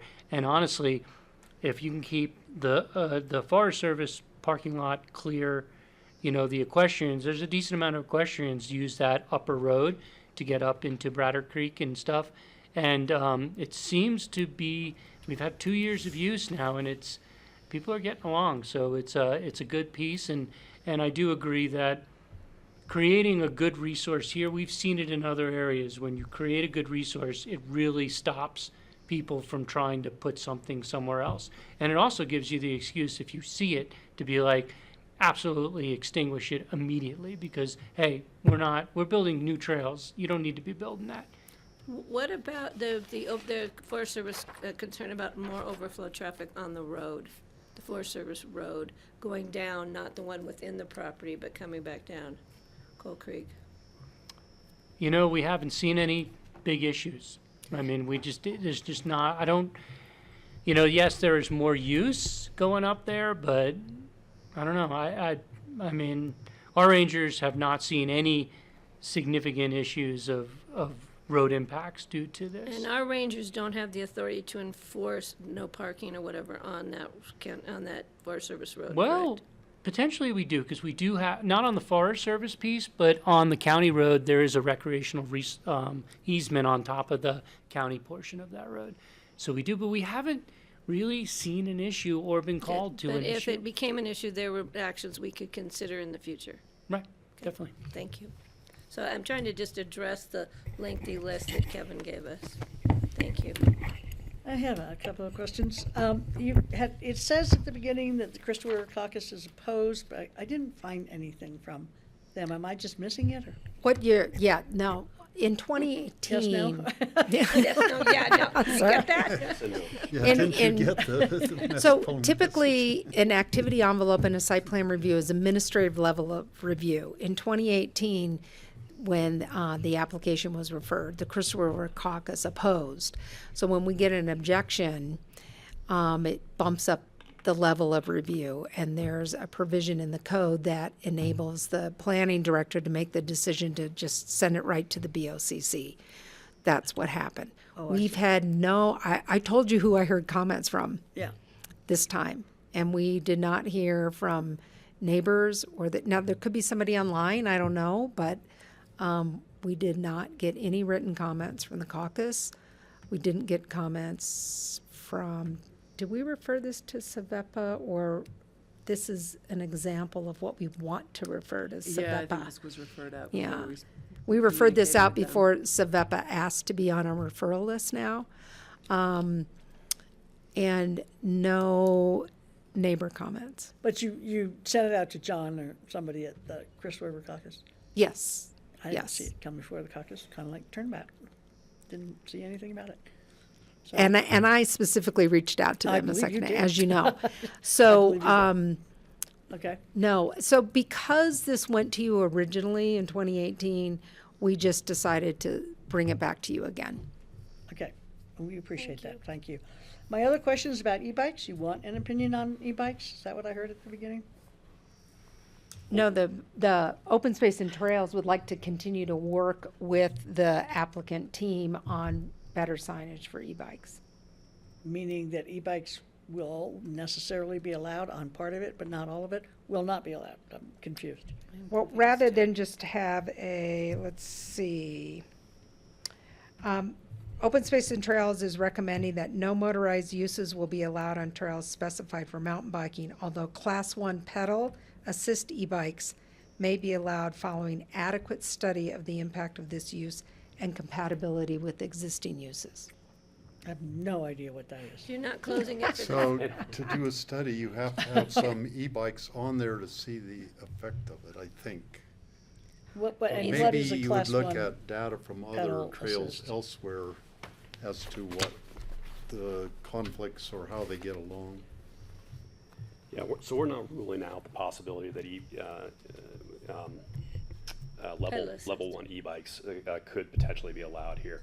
I think the Open Space Board's concern was that they didn't want it to be on a trial basis, because once you implement it and say, okay, we're going to give it a try and see how it goes, you can't really retract it at that point. So they wanted to make sure that if there's consideration, that we do a study at least to make sure that this is what we really want, and then if it's allowed, it's allowed. Mike, were you going to say something? No, I was just continually perking up. I'm sorry, Mike. I can talk about e-bikes for too long, probably, if you want to know more. Yeah. I will just mention that the new trails system additions have been designed so that bikes could stay fully on the property. Currently, in order to take that loop that exists on the Dutch Creek Trail on the south and climbing up, you have to head onto the Forest Service route in order to gain back onto the Bear Ridge descent. So that means there's no e-bikes now. We don't foresee the forest changing their rules anytime soon, but there is an opportunity here on the property. And so for the trails that are bike optimized and designed for bikes, it would make sense.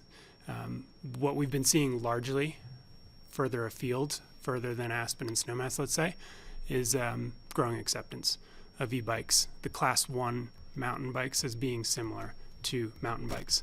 Most of the early adopters over these last 3-5 years are people who've been riding mountain bikes for 30 plus years, let's say. And so where they have largely been accepted, a lot of places in the Front Range, most counties, Glenwood Springs, well beyond in other states, we're not seeing as much concern or conflict as we were all worried about in years past. What is a Class 1? A Class 1 is a rating.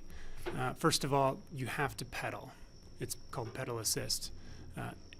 There is no accelerator. You can't just press a button with your thumb and go down the road or up the hill. So you have to pedal. It gives you a boost. It gives you a certain boost that might double your capacity, but it then gets limited at about 18 miles an hour. What we see on the bike paths are Class 3. That is pedal assist up to 27 miles an hour, I think it is. So you could commute from Aspen to Basalt and get there in a nice time. Class 2 is you've got an accelerator button. So you could just sit there as if you're on a moped.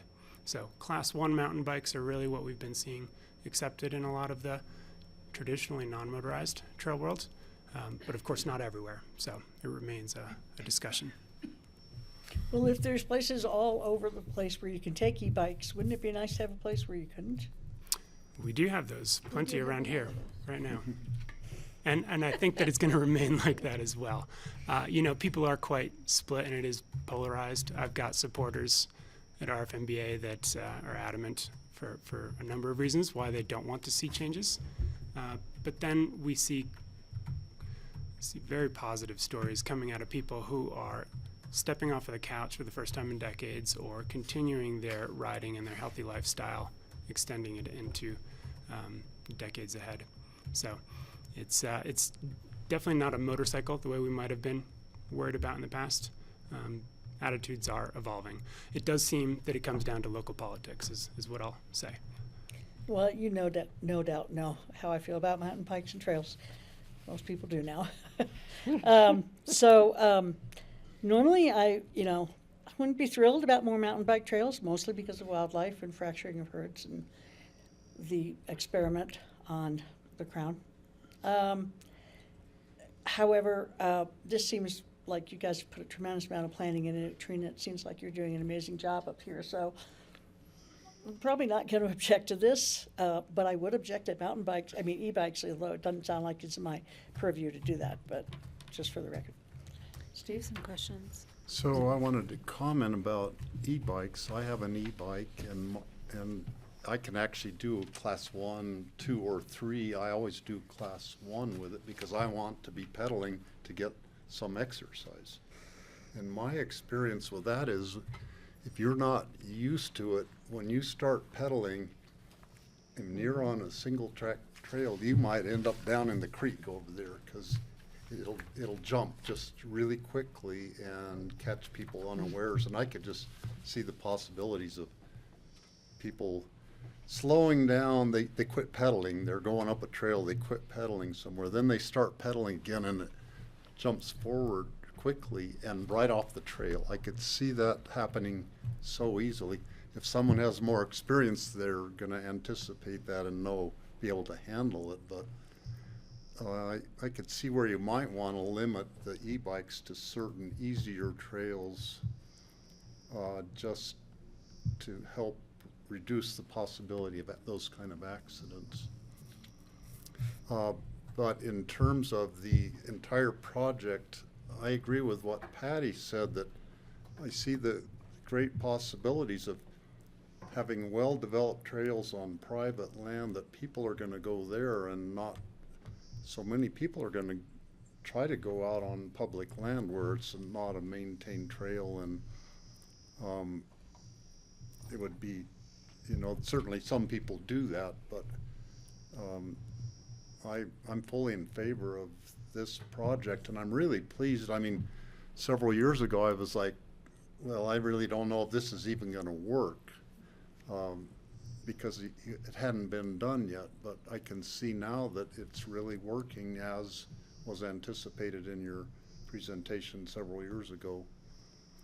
And so I'm all in favor of, adding the new trails to it at this point.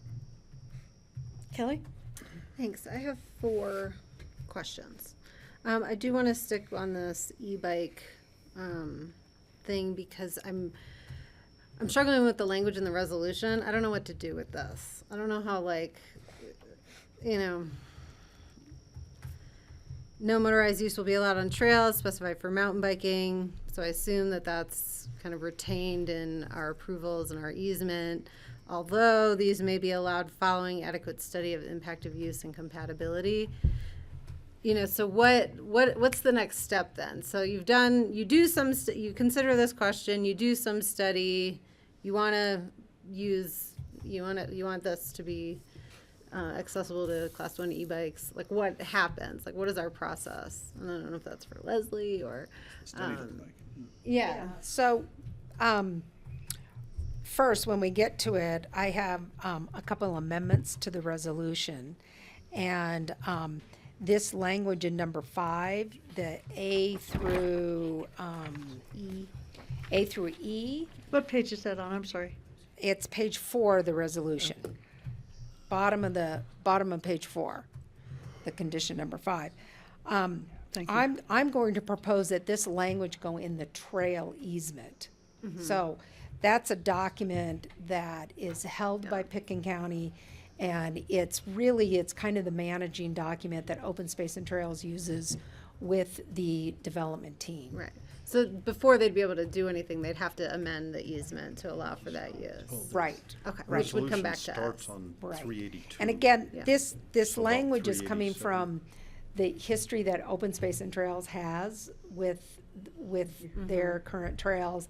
And their comment was, the applicant originally proposed, we're gonna do it on a trial basis. And Carly said, whoa, we should walk that back. Because just as Brian said, you say trial and then you can't take it away if it's not working. Well, and related to this, like, it's unclear to me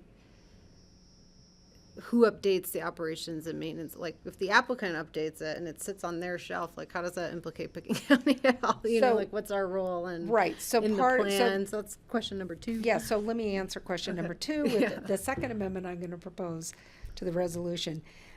Because that, trail restoration guideline, which was the guide to creating sustainable natural surface trails, erosion, sediment control, and ecological restoration of the trail system. That's the full title. A lot of how the applicant is developing these trails is based upon this kind of best practices plan. But that's a plan that should and will keep evolving, so they didn't want it stagnant and stuck in time with this resolution. So my proposal is to take that out, but these things that are important to the county as outlined by the Open Space and Trails, rather than put that in the management plan, it's gonna live in the easement. Okay. Well, So, and I can help you on the yeah, e-bike. I'm trying to figure out, like, what is OST's role in the management plan here? Well, the reality is since you are taking a public trail easement, it is a public trail to Open Space and Trails, which then puts Title 12 regulations on all of these trails. And so with Title 12 regulations, e-bikes are not allowed currently. So we would have to, if the ranch requested a couple of these trails or whatever they would like to request e-bikes, we will have to come back to you because we'll have to amend Title 12 to allow that. Because right now, we cannot change, unless we do it through a management plan, which is adopted through the Open Space and Trails Board. We cannot, change a regulation in Title 12. And the So- regulation at this time prohibits e-bikes. Currently on, except for, paved trails or existing roads that allow, like Smuggler Mountain Road allows motorized use. So any trail that is motorized use or is a paved or crushed gravel trail, these are not, these are single track, and so they are prohibited. So we don't have a separate management plan for Coal Basin because it's We do privately not, owned. and we Okay. don't need one because I think the reality is they do their own management plan and they're doing their own system. We're involved in that, and if they do want to change the e-bike, or if they want to change any of our regulations, that's why they have dogs on leash, because currently we do not allow trails that have dogs off leash. So if they want to change these things, we're going to have to change the language. And we could do it for certain properties. We do it on certain places. Smuggler is one. Albany Kittle is another. So we do it in places to allow the changes, but we'd have to do it through you guys. I see. Okay, so we need to clean up that language a little bit in that one section, which you've already called out.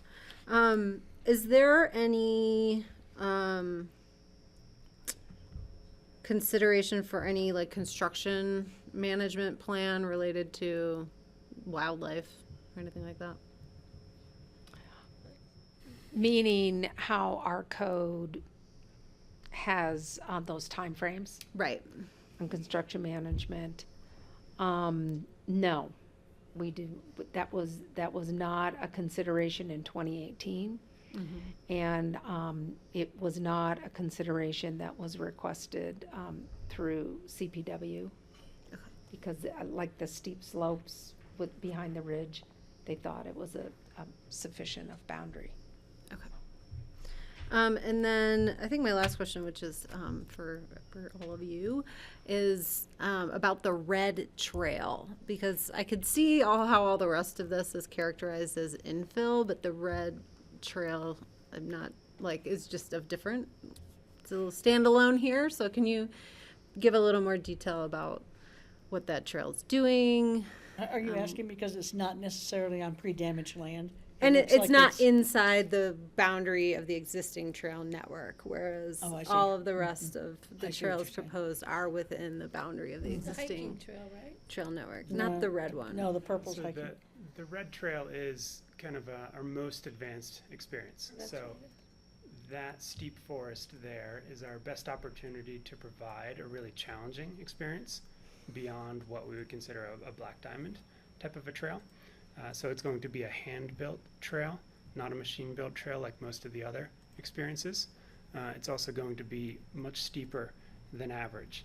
So it's worth noting that the majority of the trails we're looking at here, green, blue, black, are going to be in that 6% realm. It's kind of the modern standard for a sustainable trail. But what we've seen is that there is a hunger, of course, for steeper trail experiences on bikes.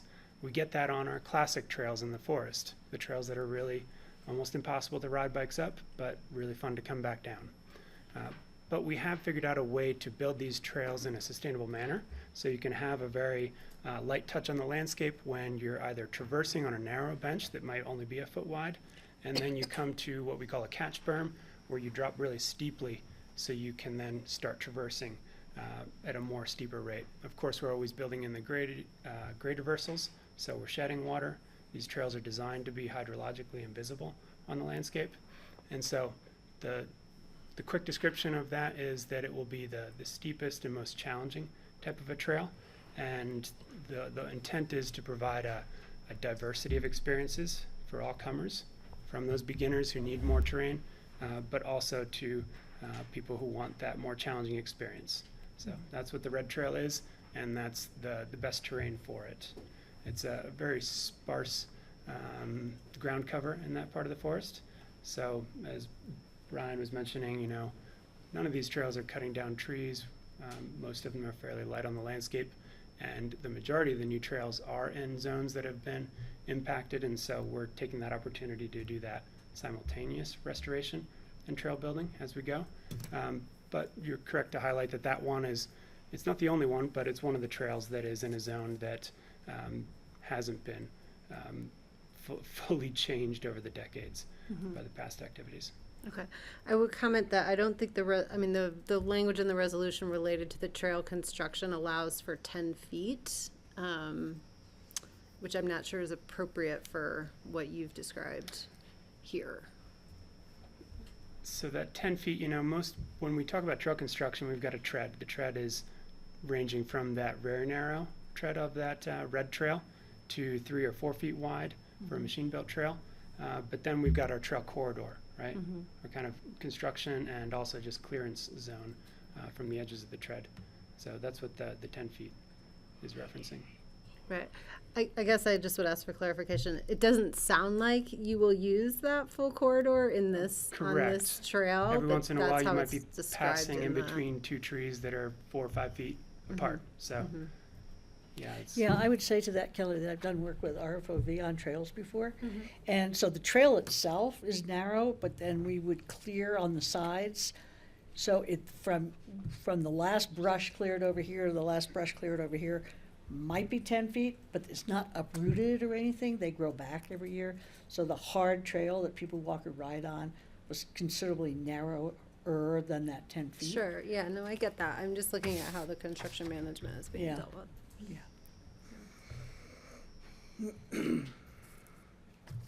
Any more questions? I had one, and one was just related to the operation of the, looking for the methane mitigation project, or we don't know exactly where it's going to go and what it's going to do. It doesn't appear that that would be impacted at all by the approval of this or the operations. I'm pretty satisfied. And I think it came up at the OST meeting, right?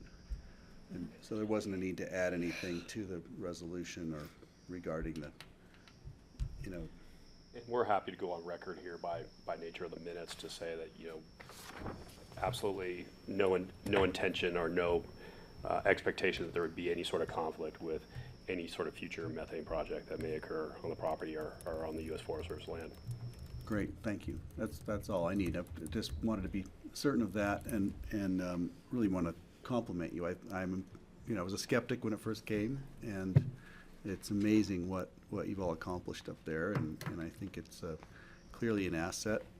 In regard to the e-bikers, I'm always struck by the one-legged e-biker I saw going up a steep hill in Italy, where the e-bikes are on the same trails as the regular bikes, and there were octogenarians and disabled people right in there with their posse of friends all on their bikes, e-bikes or whatever mix, but it gave them the ability to participate, and that was pretty amazing. And I don't know if you've all received calls, but I get calls fairly often from some of these older locals who want to be able to ride in the high country, but they're 85 and they can't do it. But if they had their e-bike, they could. So they would love it if we would give them access. And so this is an opportunity for them, perhaps, that would.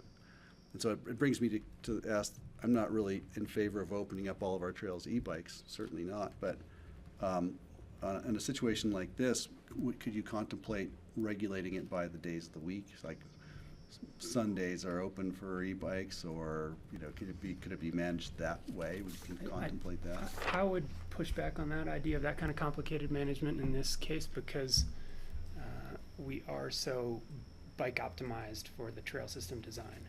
So I think that the idea would be that the e-bikes, if they were allowed, if there was a change to that Title 12 or an exception possibility on a property like this, you need to simplify the management as much as possible. Copy that.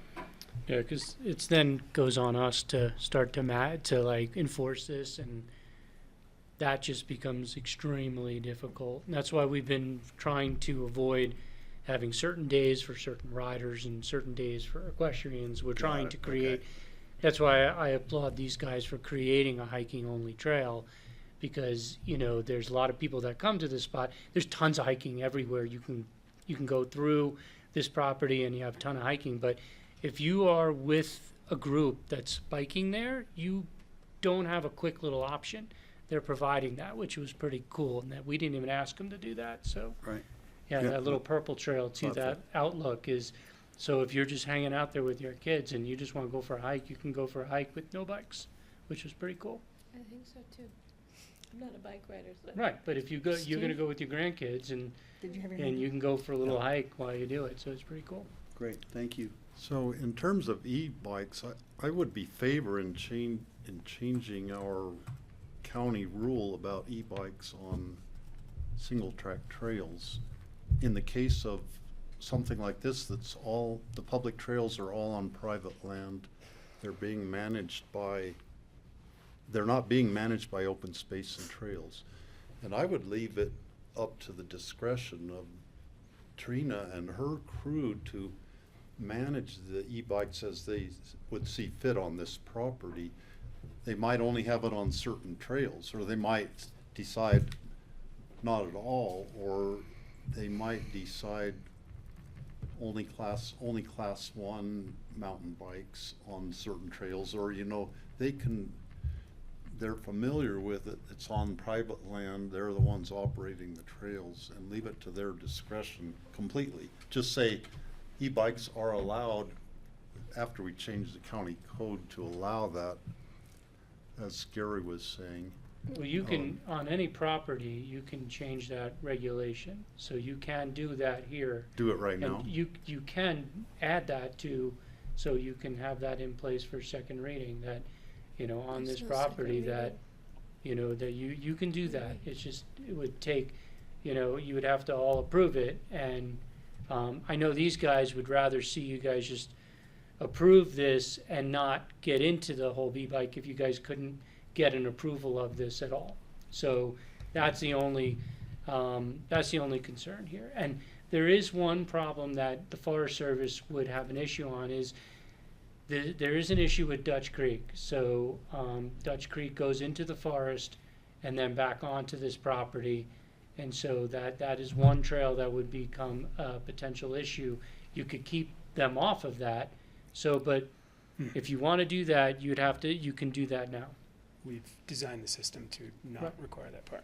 So it's up to you guys if you want to do that, and you just put it in your approval that for this property, that you are changing Title 12 regulations to allow e-bikes on this property, because we've allowed, you know, dogs off leash in certain areas.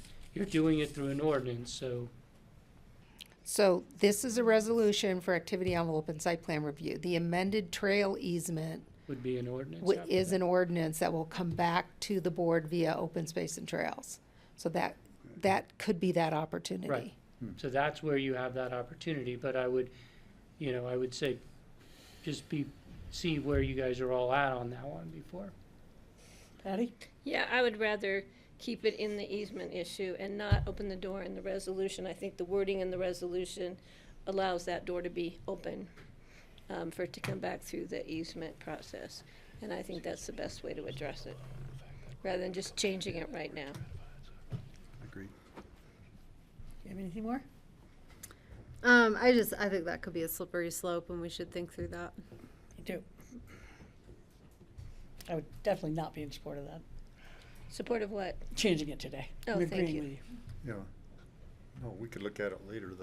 That sounds like a better way to approach it. So do we have anything else for the applicants? And I will open the public hearing to see if there's anybody in the room or online who cares to make comment about the Crystal Basin Holdings activity envelope and site plan review. Anybody out there, Rosa? All right, I'm going to close the public hearing. And any more comments from commissioners? Anybody want to make a motion? I have a comment. I look forward to taking grandchildren up there this summer and letting them plan their bikes, and I'll take a hike. So thank you for providing that opportunity to the community. Steve?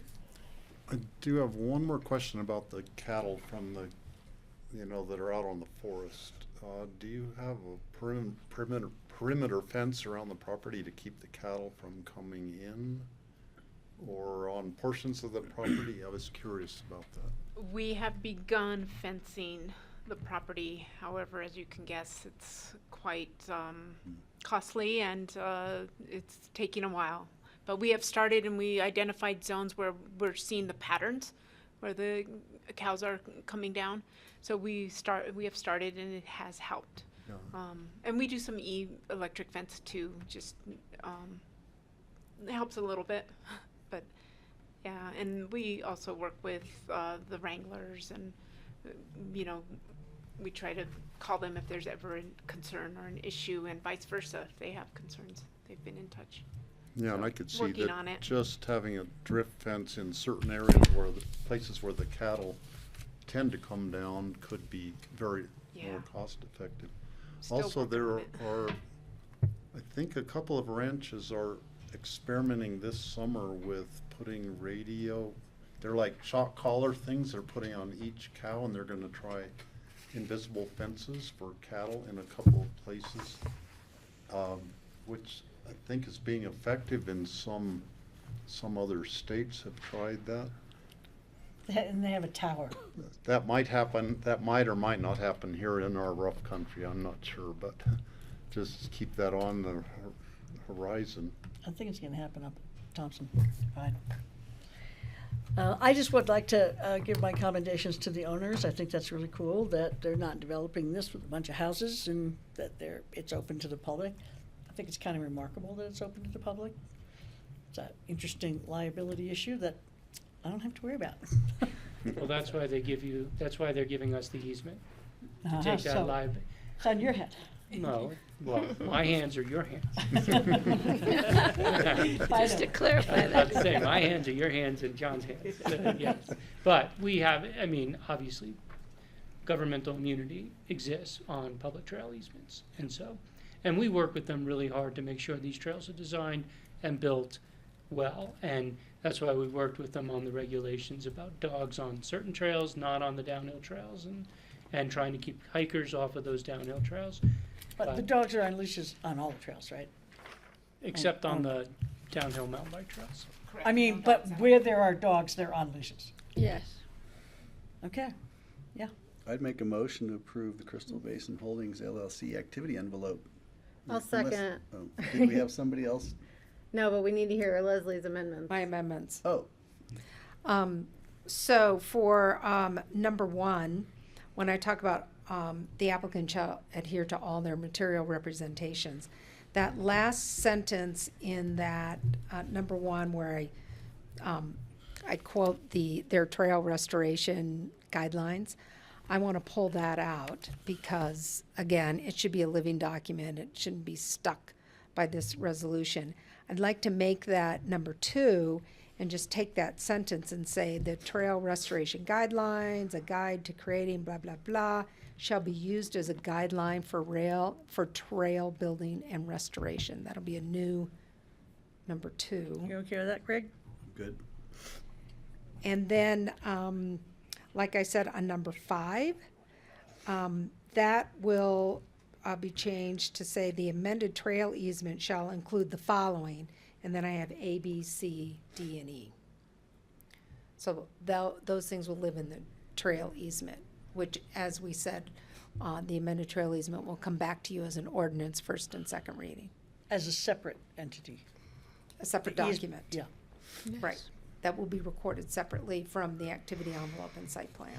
Okay. And this resolution will be recorded. Yeah. So I think we would feel more comfortable if any sort of reference to the restoration plan was taken out of the conditions specifically. We think that the material representations is pretty much covered by the boilerplate language in number 1, saying that all material representations will be adhered to. And as Leslie said, this is an evolving document. We don't want it set in stone in any way, and have it as a condition we think does kind of stagnate it. We are very much committed to best management practices, and we want to be able to continue working on this particular plan with the groups that we work with to make sure that the trail building that we're doing along with Pickens County is at an optimum level. And so are you suggesting a different change than Leslie said? Well, so Leslie was suggesting a new condition number 2 that speaks to the restoration plan. We would be in favor of just taking that verbiage out that makes reference to the restoration plan. Can I? John? How about applicant shall or successor shall adhere to reference this or such other guidelines as may be appropriate in the future? Sure. I think that's probably That leaves it open. I think that's very Yeah. fair too, Jeff. As may be appropriate in the future. You help me with that one? Yes, Kelly. Abjectly. Related to this, further down, we require them to submit a detailed restoration and revegetation plan. Does that remain? Under In terms number of the 6? conditions, for the trail building, which is Says with number 6, with the earth moving, clearing, grubbing permit application, the applicant shall submit a detailed restoration and revegetation plan. yeah, so that was taken directly from the old resolution, and we adhered to that in 2018. We're fine leaving that in there. Thank you. And that's specific to the construction of the trail and kind of cleaning that up after. So those are So amendments do to. you want to change your motion, or you just want to say? As amended. Okay. Second. Okay, so we have the amended motion by Greg and seconded by Kelly. Any more comments? All those in favor? Aye. Hi. Aye. Thank you. Brian, nice to see you. Appreciate it. Good job on your, I haven't seen you in a while. Yeah, no, it has been long. Nice to see you. Did you vote aye? I did. Great job you have, Trina. Yeah, I can't wait to go up and see it. Thanks. Make plans, come up in July. That's the nice time up there. Yeah, come on up and. Bring the kids. Yeah, bring the kids, and give you a little tour. are you open to fat tire bikes on the snow? Too deep, too much snow. Bring your skis. Yeah, I get. No, so much snow up there right now. I think it didn't really get discussed, but there's really no operations in the wintertime. In Alaska, their People fat go up there, but bikers not go on the all trails. winter long on the snow machine trails. So Francie, can we move to the next item and I'll make a motion? We've just been visited by Thanks, some Russell. people. I'm wondering what's on open discussion. Probably but open discussion. Yeah, I think they've got something. cooking up something back Thank there you. for Yep, us. they're cooking up something for Okay, we have two I attorneys in the would, room. I'd like to make a motion to adjourn. No. We haven't had open discussion yet. No, we have a bunch Are you guys to do. coming to us? No, I'm going to make a motion for the next one to continue. Is that okay? The resolution approving turnabout land? Yeah, we can take care of that. Go ahead. I'm going to do make a that. motion to continue it to June 28th. Second. All those in favor? Aye. Aye. Aye. But I would like to know why, but Leslie's gone now. I was really surprised to see that that was continued. Okay, so open discussion. I have one item. Who's got items? I do. You want to come up? And there's John. Coming up for open discussion, guys? Well, you guys, in whichever order you want to go. Well, mine's short. I'll go. Wanted to bring to the attention the letter from Dennis Handley about the veterans plaque, which I found quite moving, actually. And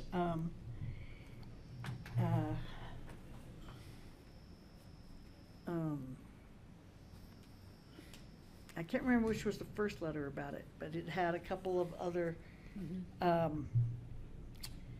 suggested quotes for the plaque, which I thought were all really appropriate. So did anybody else read it? Yeah. I read it and I talked to the veterans last night at the Boy Scout ceremony, and said we'd received another letter and that I think it's, again, I appreciate this gentleman's efforts and suggestions. I like when people offer suggestions, and I think the best direction would be to have him go to the veterans, because it is Veterans Memorial Park, and see if they accept a new quote on there. Were they open to changing it? The people that you talked to? I didn't, they said they were open to seeing what the gentleman had to offer. Would you be willing to make that? I can do that. Introduction? Yeah. So you'll You're do so that? well Yeah, I'll poised follow for up, that. no problem. How does everybody else feel about that? I mean, it is on public land. I have wanted it to be changed, but I haven't really pursued it, and we've heard other feedback over years. But I've talked to some of the veterans about it, and I've talked to Mr. Handley about it as well. And I actually tried reaching out to Colonel Merritt a couple nights ago, but I haven't been connected yet. His health isn't good. Yeah, so I think I understand some of the hesitance or reticence on the part of the veterans who put it there. There's a sense of pride, but I think that it's something we should probably try to work through.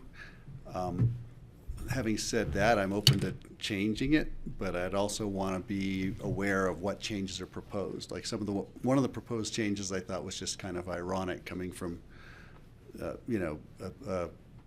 I'll just leave it at that. It becomes political, I think. So it's a delicate thing, obviously, because it's come back to us so many over and over again. But I would love to see what we can do, and let's have a conversation with the veterans. Sure. Yeah. Well, I think the quote is a beautiful quote. I think that the problem is the name of who made the quote is on there. But if there's a better alternative and the veterans are okay with that, I'll be okay with it. But I'm not okay in changing it just on our own volition. I think the veterans need to be consulted, because it is on our property, but it is their park, and it is a quote that they chose. So I think it's up to them to allow them the opportunity to change their mind. Yeah. Okay, Steve? And I will follow up in I connecting would the be, parties. I would be okay with changing, and I think his letter really brought up the meat of the matter, the reasons why we should change the plaque. Given that I am a veteran and both my mom's and dad's sides of the family were related to Robert E. Lee, I would like to get that plaque and just have it as a memento with a little subscript on it explaining that this was removed from the Veterans Park, if that's possible. I don't know, they might have to destroy it to get it off of there if it were removed, but. Well, that's another issue. What would it take to remove it? Well, and are there any legal ramifications for doing anything with it, John? Do you? I would add, I mean, I think we can open up the possibilities for how to address it as well. I mean, I think that there's, you can always add like an explanatory, thing related to how times changing or something like that. I mean, I just think about how, instead of removing things, maybe we just acknowledge the time that it was chosen and the time we're in now. I don't know.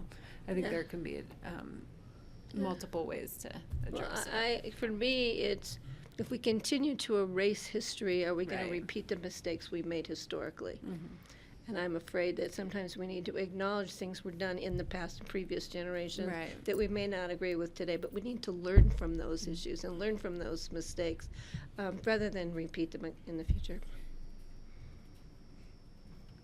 So I'll make the connection. Thank you. Yeah. Mm-hmm, no And problem. I think that Robert E. Lee, after the war was over, he really helped, I think, on restoration efforts. He was I still think he seditious. realized, this was not a good cause that he had fought for, and maybe adding another quote on there in addition to that and having some explanation could be the best solution. I don't know. Yeah, some biographical background would be interesting. I was going to say the same for, the writer proposed that the quote from Colin Powell. I thought it's a great quote. No problem. Colin Powell has his own tarnished history. You've been like sending us to Iraq? Do we have to? Should we be putting a biographical caveat at the end of everybody? Now it'll come back and bite us in the in a couple of years. It was a really good quote, though. I think we should just quote Dr. Seuss or somebody. He was probably a vet. Okay, so you'll take it to the vets. I will take it to the vets and connect them with Mr. Hanley again and let them make a decision, and then it'll come back to us one way or the other. And John is back, John Peacock. So I'm assuming there's some open discussion out there. Shall we get yours done, Pat Kelly, first? Sure, mine's pretty easy. We spoke about the stream restoration bill here with Healthy Rivers staff, and I'd like us to draft and submit a letter in support of that. And I just wanted to, I don't have that draft. I've asked for like QQ to send along something that they have. I have it. But are we okay to have Francie sign something on her behalf? I am. Okay, thanks. Do we want to have Lisa and Lisa review it? Yeah, for sure. And John? The The Lisas. Lisas, the L's. The L's in the building. Are you suggesting that I draft it or somebody else? I'll get my hands on it, work with staff to draft, but it'll go for your signature. Okay, I think it's coming up on Friday Yeah. at CCI. Oh, I have one quick Ladies. thing. Mm-hmm. And John Peacock, I've got you here, thank you, and some other staff members. Do we have a policy in the county regarding response to active shooters?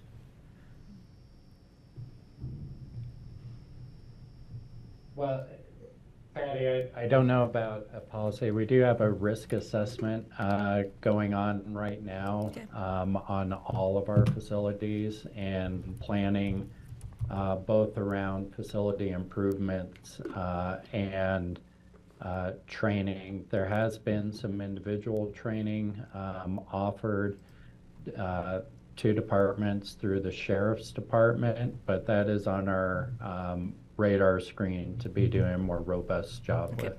All right, that answers my question and concern. Thank you, John. If you can just keep me in the loop on that. Thank you. Let's go to John and Rye, Kara. Yeah, I'm hoping Ryan and Kara are in there. I know we They wanted are. to They're revisit here. the House Bill 1255 and the conversation that we had last time, while they're getting settled in, the board had given us direction to take an opposed position.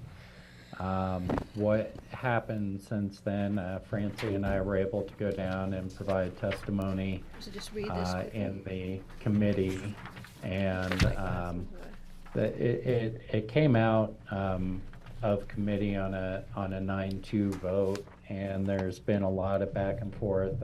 I know Kelly and Francie have been in the conversations with CCI about potential amendment language, and so we wanted to talk more about our position, and if there is an opportunity for us to be sitting down with the sponsors again this week, and in preparation for potentially, if it's passed by the House, going to the Senate committee, what our position should be going forward. I know Ryan and Kara have done most of the work, and I see they're settled in there now, so I will hand it off to them. Sure. So I just passed out when we met. Oh, sorry. Thanks. We've been working on some talking points as discussed last week. Some of it has been evolving after the testimony of John and Francie and hearing it out of committee. And so as Ryan and I have been talking and working with seeing what's coming out of CCI, these are draft talking points for you all to be considering. There's two different elements really as we look at the proposed language, and one is, as we talked about, the broadness of the language in the bill is extremely concerning just in general to land use code, and how it relates to the county's ability for moratoriums, the definition of the land use law, and also the broadness of how they are defining the anti-growth definition. So there is a coalition with CCI that is working on some amendments, some of which they've taken directly from RAI as potential amendments for consideration. That is one element that we would like to see amended if this bill is to go forward. The other aspect is still the piece of it, which is the intent of this bill is to prevent and preempt the ability to restrict building and land use applications and putting any number restriction, which still undermines Pitkin County's growth management. So there is still an aspect of opposing that initial intent, while also being very concerned that there does seem to be some momentum moving forward with this bill, so wanting to see if what does get passed is at least very much more narrowed to address some of the other concerns. And so in working with Kelly and Francie and the attorney's office, we've scoped some different talking points that we wanted to discuss with you all about of how to move forward and trying to seek some direction of it if we stay and oppose and amend, knowing that there's some different pieces moving forward. And I'm going to pause there because I feel like I'm a little scattered. So, Ryan, is there anything you'd add? I don't think so at the moment. I mean, you really have, it seems like, a decision to continue with your opposition to the overall bill and its stated goal, to otherwise seek an exemption for Pitkin County from the effect of the legislation, and or pursue an amendment if you can't accomplish either of those other items, and with the amendment being to limit the breadth and potential application of the bill.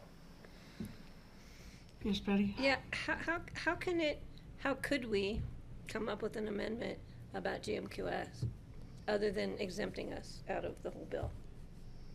I mean, that's a little trickier than doing an amendment that narrows the scope, but I don't know how creative, since I haven't had a chance to read all this. Is there a thought?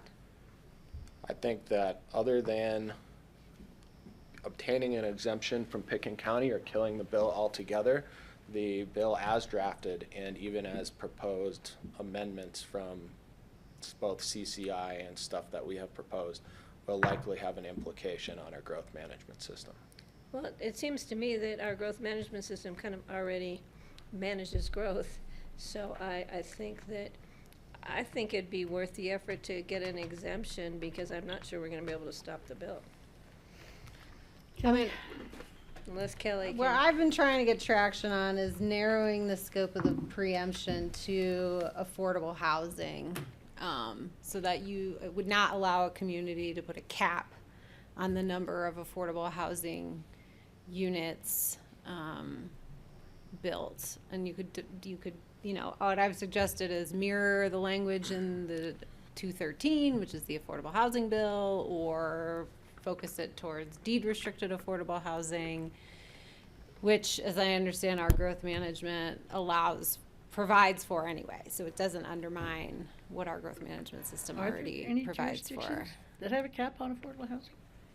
Oh, well, for those that have it on housing, it extends to affordable housing. Which so is if the all legislature's for. aim is to have affordable housing built, then limit the preemption on affordable housing that gets built, as opposed to what we try to do, which is single family. Which is growth. So that was my Anyway, first understanding, that I'm not first getting much blush traction, was right, was what Kelly was saying, was that they were trying to do this to incentivize affordable housing or deed restricted, but they're really not in the language No, that's in they're the bill. definitely not. So that would be a way to say, do what you say you're gonna do with this bill, because you're not doing it. Well, yeah, what they say they want to do is eliminate growth caps. So when I was down there, that was my main point, is if you want to eliminate growth caps, then eliminate growth caps, but not growth management. But, we didn't get anywhere, so. That would be, still what I would push for, is some kind of amendment that recognizes that growth management is a positive part of the jurisdiction's land use codes and growth. And so,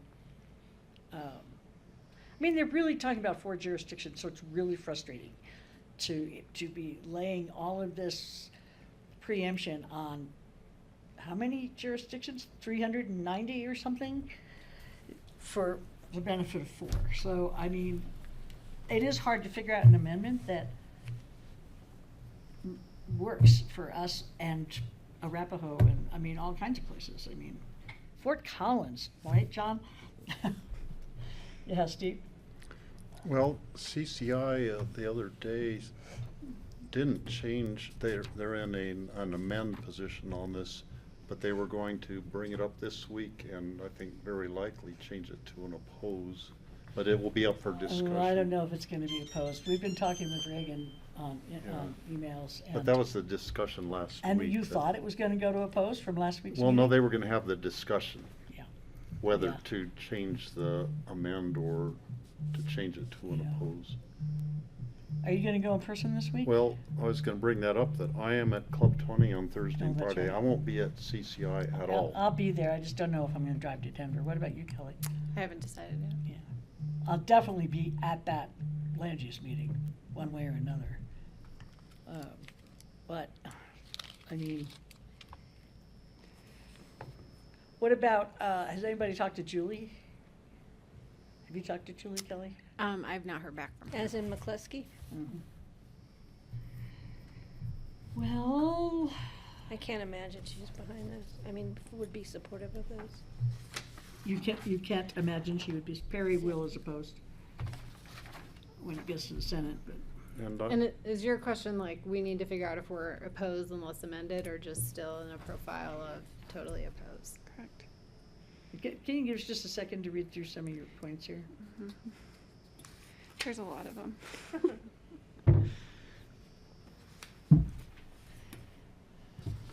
My feeling on this is there are fatal flaws in this, and if they are removed, they might as well start from scratch and rewrite a whole new bill, because that would be taking out a huge part of this. So trying to amend something that is really bad, you get something that's less bad, but it's still a bad bill. If you are successful at getting the amendments through. And I was going to suggest that we have to anticipate that this is going to pass the legislature in some fashion, and if we can't get amendments to make it less bad that would suit us, we should be lobbying the governor to veto this also at the same time as we're lobbying our Well, legislators. unfortunately, he thinks it matches 213. Right. But it doesn't. No. No. I think in terms of the pacing, John and I were talking about this when we were down there. That's what they're trying to stop, is the pacing. So I don't think it's in our best interest to have that in our words, to say, oh, well, we're just trying to pace growth. That's exactly what they don't want to hear. That was my impression from being at the hearings. John, isn't that what we thought? Yeah. That's sort of their plan, is to. So I think that's a provocative word. So I would take that out. Well, what's your sense on pushing for what Kelly mentioned? Application to what could be stated as affordable or employee housing. Mike. And define it by reference to AMI or something else. I think If you that would think, be if good. you don't think you can oppose it successfully, then that's a clean amendment that would not change our lives at all. Well, I think it's a I would good idea. offer I don't another know. one to work through, might be, if, you know, if your land use code offers another path for a development approval, then you would be exempt, you know, Mhm. because ostensibly, you know, you can go through growth management or you can buy a TDR, right? So we offer multiple paths for somebody to Too complicated. Do what? go through the system. Mm-hmm. So even though growth management, you might be denied in this year on this application, you have another path to get, Oh, I see what your point is. you know.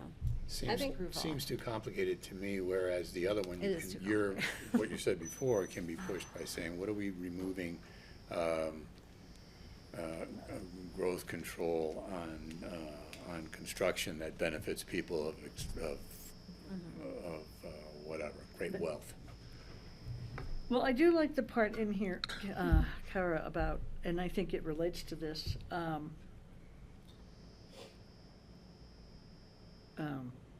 Where'd it go? Anyway, that we don't have, here it is, it's at the top. I don't know where it is, but I just read it. And it says that basically that affordable housing is exempt from any kinds of restrictions. And so, where is that? It doesn't say that in the bill, though. Fourth, No, it says fourth it- paragraph, it's the last bolded statement. Yeah, it's exempt from growth management, and growth management provides a mechanism to support the development of affordable housing. So that's really, I think, what they're trying to get to. So somehow if we had an amendment that had that in it, Kelly, you know, that kind of statement, I think that would be where we want to go, don't you? So that, and where they want to go, You know, they're very young, these two people. It's hard to, it's like they just. and we're look- trying to leap over philosophical differences in approach, you know, which is the real challenge. I mean, you know, the approach at the legislature right now is build more of a market and you will address your supply. Yeah. And, you know, we are struggling to really have them like internalize the fact that that is not how that functions here. I mean, we have other commissioners that don't get how it works. Like, No. you know, we hear from other rural commissioners that are like, well, water and wastewater are our inherent, you know, limiting factors. And I'm like, they are not the same limiting factors here. Like, no one's going to drill a 400-foot well in your community, whereas they are going to do that in our community. Like, it's different conditions, and we're not. Right, and also you know, if that's the they, struggle. if they provide opportunities for building in the Front Range, they get significantly different buyers than if we provide more opportunities for building here and in other mountain communities, resort communities, so. Sometimes, not always. Yeah. I mean, they're Well, gonna Boulder, they're yeah. gonna incentivize luxury development just as much as we are. Yeah, well, some of the places. So I don't know if we've given you any direction. So I think that we Oppose wanted unless to come back amended? to you all. Would we support it if it said that it was, the preemption was directed on affordable housing? Yes. So then I then our would. position should be oppose unless amended. And I think the second to your question is, is there a place where you all, if we can't get that language, pursuing an exemption for Pitkin County I think we have to pursue an exemption. And we should base that on our growth management system, and that we're already managing growth in an appropriate manner and supplying growth as Well, we could define it as something like if if you have X percentage of units is already affordable housing, Exactly. maybe you're exempted that way. Exactly. You know? Yeah, so it's not just It's the same Pitkin with County. 213 Right. for that matter. Yeah. Well, you could also, I mean, if push came to shove and you were grasping at straws, I would mention the fact that we design a program that is intended to last in perpetuity, not just a one-off creation of affordability for the first buyer and then the market takes Right. over, which is the case, except for some specific projects in specific areas of the metro We don't, districts down in the Front Range. And I think I do think if I could just weigh in real quick, most communities do not have a mature or robust affordable housing program like we do, and so it's hard for us to get that support. I think these arguments I think we should make them and see if we can get the exemption for affordable housing, because that's certainly better policy statewide. I think because a number of communities don't have mature affordable housing programs where the local governments are as involved, it might be more difficult to get traction there. So recognizing our affordable housing program may actually be part of the argument for exemption. And may we tie it to home rule, even though statutorily that, they did that for the collective bargaining bill. Right. And see if we can get one and stair step into the other. I think they also want to see something with middle housing, at least I saw that in some of the letters, and I don't know if we have anything that really supports middle housing, but. I was wondering if having RO housing be a possibility in guess it that is also. kind of middle We housing. don't want unfettered development of second and third and fourth homes in the state, which in a resort area might be what gets built under this. Doesn't do any good for middle housing or affordable housing. RO could support that middle housing element and prevent the second and third homes. Yeah, and I take out the word might. It probably would be what's built. Well, to that point, I think a talking point that's added in here based on the article this morning, it's a talking point, it's not an exemption, but is, right, you all tried with ADUs of trying to let the free market address the housing, and it didn't work. We have the case example here, which is also another talking point of why it should be to affordable housing and or an exemption specific to here. Because those units just become guest homes rather than housing homes. Yeah, I really like the last talking point that you have. I would say, again, instead of saying, but pacing it based on the available resources, it would be better to say balancing it with available resources. Every time they see pace, I think they're gonna see that we're trying to stop growth.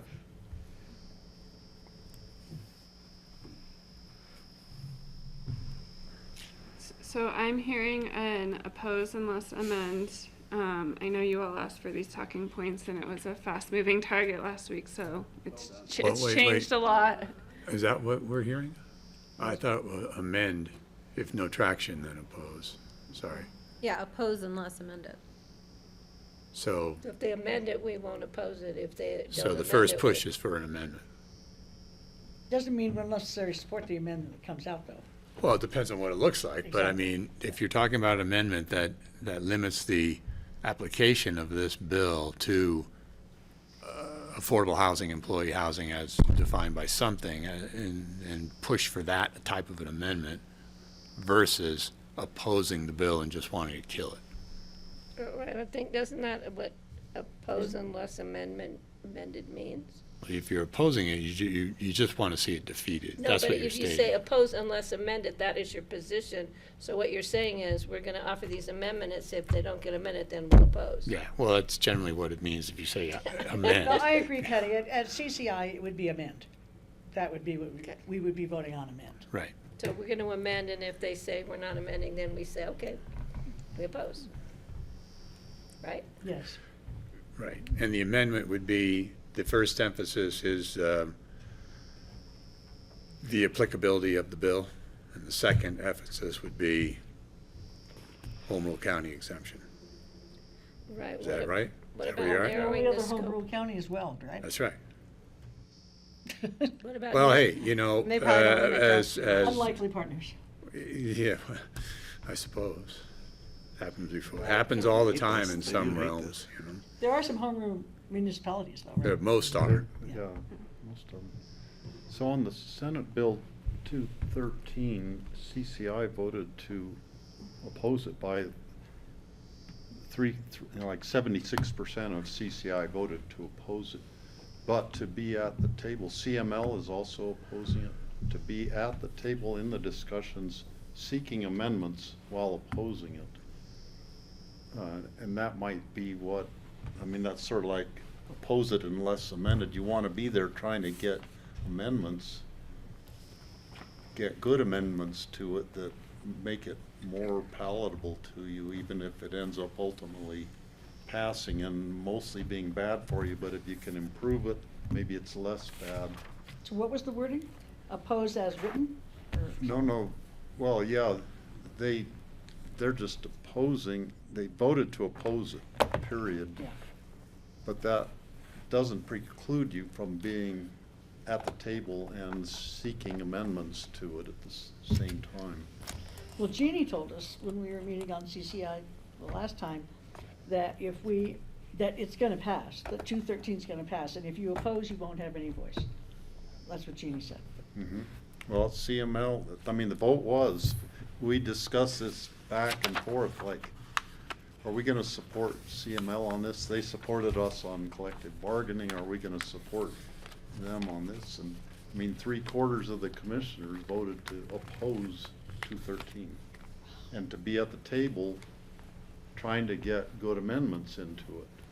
Assuming it's gonna pass in some form, you want it. Why would they oppose that and not this?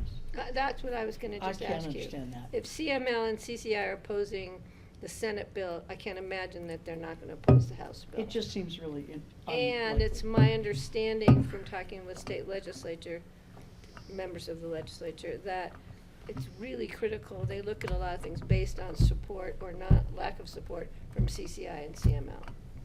That's a You would hope good they test of the waters. Who'd you talk to? Our folks? I would offer, I think there was 5 amendments that we would potentially pursue, based on the conversations we've had with other communities.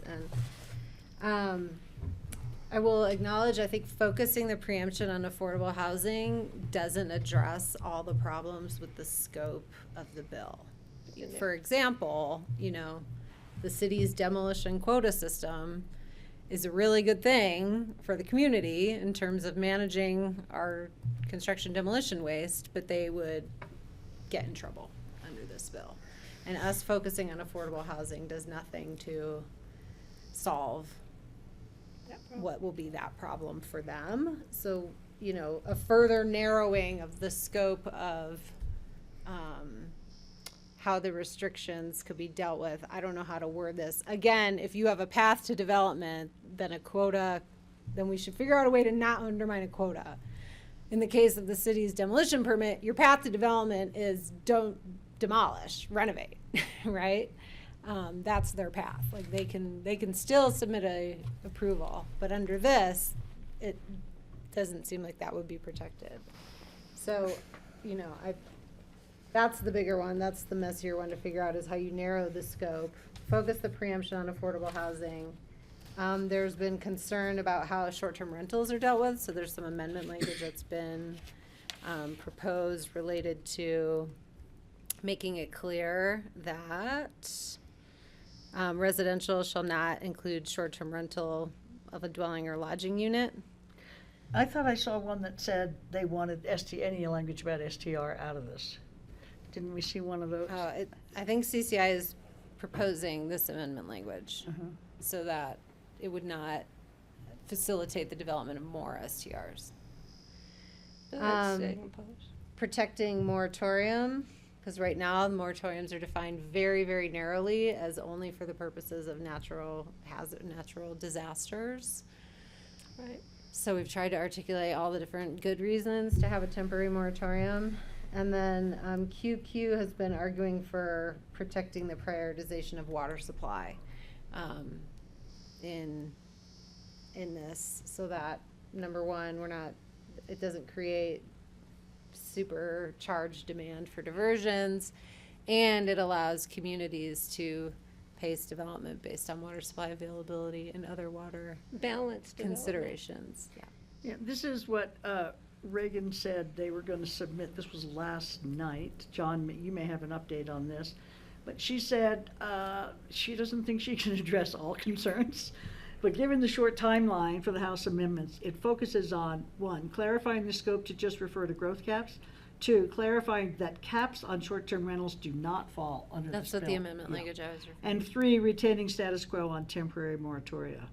And that was it. The housing issue really has to come in. Do you have anything more recent than that, John, on Reagan or anything? Not unless Kara or I have seen anything, but that was the last correspondence I saw. I think the only update I have just that I saw from Reagan is it does not look scheduled, at least as of a few hours ago, for the House floor, but it's anticipated to come back to the House floor later this week. Yeah, I think I saw that too.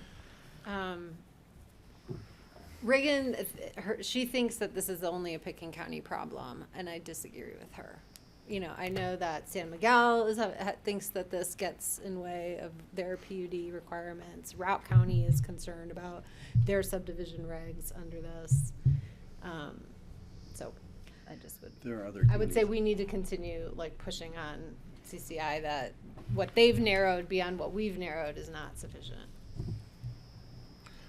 So, To Kelly's point about narrowing or focusing the amendment on affordable housing, and I'm not sure exactly how to do this, but it may be better to focus that effort on the Senate, because when that language was proposed early in the process, which seems like a long time ago now, but it really wasn't, CML proposed very similar amendments to the bill to focus it on affordable housing, and that language was rejected outright by the bill sponsors. In the Senate? In the House? No, Oh, sorry, in the the House. House Okay. bill sponsors. Yeah. So directing that amendment, which sounds like a really good one, in another direction may be more beneficial. So an ace up our sleeve for when it gets to the Senate.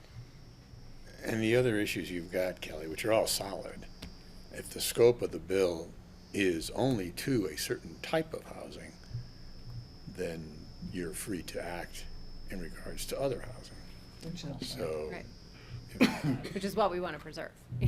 Yeah, but they moratoriums don't. and all the rest of it. But the sponsors don't want those kind of loopholes. You know what I mean? I don't think the sponsors know what they're I gonna. don't think they know what they're talking about. Well, they don't seem like it. But I would push for narrowing it down to growth caps, so that what they're talking about is absolute limits on growth, which we don't have. So it wouldn't apply to what we do, in my interpretation of it, that if the language is growth caps and not all that other language that's in there, which is just unbelievable, I think that would exempt everybody except for the 4 jurisdictions that have growth caps. I'm not sure what a growth cap could be interpreted to be. What if it's just basic underlying zoning? I mean, how dense can dense be? Does it mean you're free to just go up now? Well, that's what they would like. Like, is 1 per 20 acre zoning a growth cap? That's what you're saying. You know, is 25,000 square feet of allotment in a year a growth cap? Like, those are the things that could be Well, it's a undermined. growth cap for that year, but not for eternity. That can apply the next year, then like you said. Right. Like, there's other paths. Well, and we don't say, we're only gonna approve 5 building permits. You know, we say, well, if we have 25 permits for 1,000 square foot each, like, maybe they all get approved, Well, right? we couldn't possibly get them all through ComDev, so it wouldn't be a problem. Not in 1 year, anyway. That's our growth management That's our plan. growth- Hire one building inspector, hire Okay, one see, plan and our inspector. growth cap, that's all of it rolled into one, so we're just not gonna hire any more staff in. I'm just thinking of something that would get it acceptable to the people that were like the people at the hearing the other day. You know, I think God. if we just talked about affordable housing, I don't know if that's gonna fly with those people. The people who voted with us, one of them left the room, Taggart from Grand Junction, he would have voted no, but He left the the room, other they two wouldn't let him were, vote. also rural. And, but then there was another rural person who supported it, so it's hard to say, but Fort Collins, that has pretty good growth management stuff, they voted in favor of this. I can't even imagine why they did. It was really surprising. We didn't expect that at all. Well, because their community tried to do a very significant upzoning for density, and the citizens flipped out. And like, I don't know if they did an initiative, or could they they be in replaced favor of their this then? electeds, or, Yeah. you know.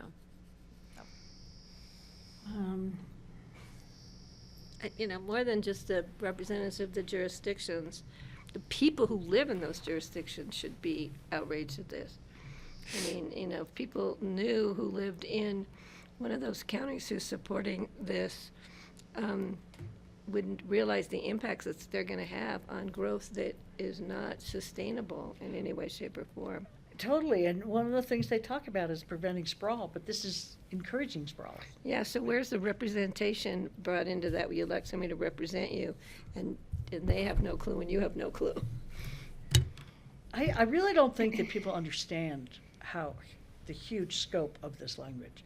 I think some of the people that voted in favor of getting it out of committee, I just felt like they just didn't really understand what they were voting for, because it's just, it's taking away all of their ability to make any decisions about their local jurisdiction. Why would they want that? Like, I just don't understand I it. don't think the people who's sponsoring this bill understand. I don't think they understand either. And I don't even know who wrote it. But I don't think the people who are sponsoring it had any clue who wrote it and why. It went to legislative council probably. Yeah, Steve. One other angle on this that I haven't heard brought up, but if all this growth happens, there's gonna be huge fiscal impacts on rural and small counties.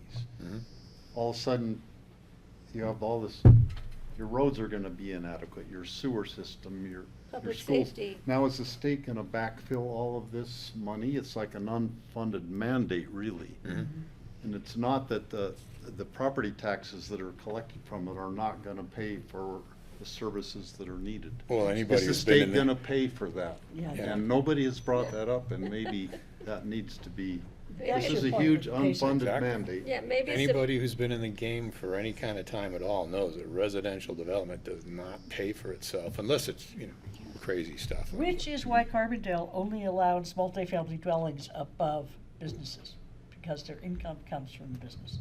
Well, but maybe this is a great way to get a real estate transfer tax amendment to Tabor, when people realize they have no money to pay for all these things, all these new homes, except to tax them when they transfer property.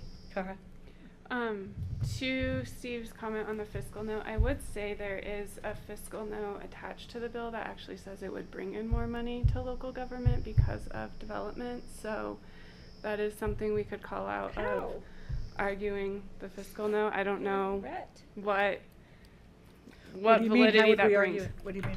The fiscal note on the bill says that it actually will bring in more funding to local governments because development, and you'll get more building permit fees, land use fees. I didn't realize that. We should attack that. That's great. Oh, yeah. That's a one-time you pay $100 more for your building permit fee, and it costs us $100,000 more a year to do your roads and provide public safety.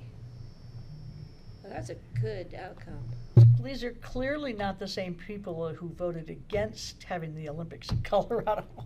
Well, the thing is, I don't think the public knows anything about this. honestly haven't seen much coverage of it. And I was talking to Kathy Chandler Henry about it, and she feels, certainly the same way, that nobody knows about this, and if they did, they would flip out. And so I think that we should be writing op-eds, or a joint op-ed to the Colorado Sun or the Denver Post, or maybe start placing some advertisements. This is important enough that I would certainly vote to put a full-page ad in the Denver Post, or whatever the papers of record are down there anymore, to bring this up, because a lot of what we're talking about here hasn't been contemplated by any of the other counties who haven't even begun to think. They've only just begun to think about affordable housing. They haven't even made the mistakes yet that we made 30 years ago. So I think we have a lot to offer here, and the unintended consequences and the hidden pitfalls and expenses are something that people should know about, and I don't see it coming out, and somehow the press is ignoring it. So I would propose that we spend some money on some output, PR. What would that look like?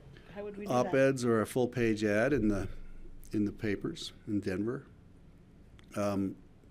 Maybe it's radio. It's lobbying. We'd be lobbying against this thing in a very public way, and I think we could probably convince some of our other counties to go along with us, because I think there's a huge gap. The Colorado Sun would be key, because it's so well respected, and they do great journalistic coverage, I think. Contact the reporter who's always. Yeah, the editor. We can do that. Yeah. Don't forget the Echo. What? Don't forget the Echo. Oh, yeah, in the Echo. We're going to publish it in the Echo, Francie. Is that the Redstone Echo? Yeah, just talk to Jen. The legislative session will be over before their next issue, I believe. Isn't it Blevins. Blevins. He does great coverage. I would reach Yeah, out. We've got a PR department. We've got letter writers. We've got a great need to do that. broadsheet. Yeah, I would support that, Greg. I mean, I definitely have thought we should, We could get other counties to sign on. I have it on my list to write an op-ed just locally so people can understand, all of these things, as well as considerations related to, like, what does it do to the TDR program? Yeah, and their voices need to be heard. I haven't started that, though.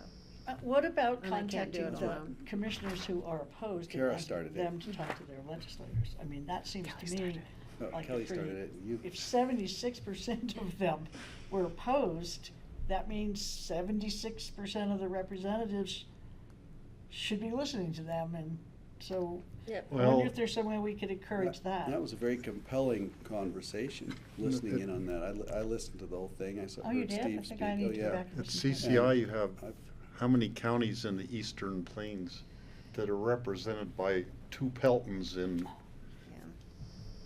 the Senate? Yeah. Or one, I can't remember, one's a senator, one. Yeah, and you've got how many represented in the downtown area? Yeah, well, that's Yeah. true. But still, I mean, that's one avenue that we could take, but if it's expected to go to the floor, that would be something that would have to happen really fast. So if we approve it today, they could get started. Yeah, I would favor doing op-eds and paid ads if necessary. Also, I think at CCI to try to convince more counties that, like, make the case this is not just a Pitkin County problem. This is all across the state. It affects everybody. So have you, or you've spoken in the Well, meetings, I but have you can't been? be there on. I'll be there I this know, Friday. but previously, have we sent a letter to CCI members? No, we haven't sent them to members. We've been talking with Reagan at CCI. But I think maybe that is, send an email out to all the people on the land use committee and ask them to please get in touch with your legislators. It's something I could do, tonight. So I'll do that. Do I need to make a proposal to direct staff to do anything that you don't know you need to do? John, jump in. Oh, John's here. Yeah, can I jump in just real quick? Please As do. Perhaps an ad would be good, but the dynamic at the legislature was really, what we really need is some support from other environmental groups, I think Pickens County taking out an ad is gonna have about the same impact as our testimony did. We're gonna look like a local government on an island opposing environmental interest, housing interest, equity interest, and everyone else who is testifying in favor of this bill. I think your energies may be better spent if you could rally some organizations that represent these interests or leverage some of our relationships to provide testimony and or take a position to counteract some of the statewide voices that we heard. I'm not sure an ad that is representative of 4 to 7 communities throughout the state, even though I know we feel like it's a much broader impact, is gonna have the effect that you want. And it's gonna take a lot of staff effort and time to do versus can we get an environmental group? Can we get a housing group? Can we get folks who are concerned about equity? All of whom spoke in favor of this bill, unbelievably, at the state. How do we counteract those voices? That's what I think you need to focus on. Yeah, how do you get someone to not sacrifice the lamb? One of the sponsor of the bill, when he was introducing it, actually said, totally mixed in with all kinds of other language, not apropos of anything about the environment, we have to save the planet. It's like, what? Like, there's nothing about the environment in this bill. And this is like anti-environment. It was so weird that he said that. Like, we have to save the planet. What are you talking about? I agree with you, John. Anything that's predominantly Pickens County turns people off in most of the state. So I think we just have to accept that they don't like us. And Well, forget all this and just go for an exemption. well, I will write to the Land Use Committee and ask them to get in touch with their legislators. And maybe we should talk to a couple of the other committees as well. I think direct contact with as many legislators as possible is the most direct way to get this defeated. What about having a contact with Jason Blevins? Have they done much? I haven't been following the Colorado Sun. I think we can get in touch with Jason. Also remember, David is now an editor at the Colorado Sun as well. So he might be a resource that we could. Because I'm hearing two things. One is we can work on cleaning up these bullet points, which is Pickens County's position. And then I think the other piece that John is mentioning as well is whatever you all can do to just raise awareness about the concerns of the bill in general, right? I would also say it's going to the House floor, but any contacts with the Senate as well will be really important. Well, at least we know I'm our going state to talk to senator Perry stands. again on Friday and see what he's doing in terms of his compatriots. And,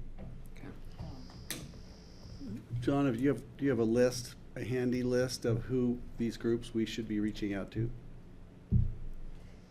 Well, Greg, it's a really good question. I think I don't know that we're going to get much play. Most of them were statewide organizations. I'm wondering if we have local relationships or Western Slope relationships. Wilderness Workshop would be willing to weigh in on this, or Club 20 maybe. APSHA, potentially Club 20. the Housing Coalition. Yeah, because I didn't see that we had a lot of ties with the folks that were giving testimony, and that may be just too big a hurdle with the time that we have to create those. But I would think entities that are concerned about our local rural environment, our wildlife protections, our land use and growth management, would want to rally around this bill. And I think you all have some of those relationships that maybe we could look at. Does that make sense? Yes, but how, so we can get in touch with these people, how much time do they have to do anything? What would they do? What are we asking them to do that would actually Well, affect the vote in a few days? Yeah, we're asking them to get in touch with legislators, we're asking them to write letters, but I think it may be more important to have them teed up for Senate testimony. I suspect this is probably gonna pass the House, frankly. And really our opportunity is gonna be in the Senate when it goes to committee and to try and look at language changes there. But we're gonna have to have some countervailing voices. We cannot go over and just have local governments opposing this again, because we're way too much on an island. And I do think legitimately there are other interests that represent Pickens County or Western Colorado or rural areas that would be effective voices there to say, hey, we care about the environment, here's why this doesn't work, particularly for the counties.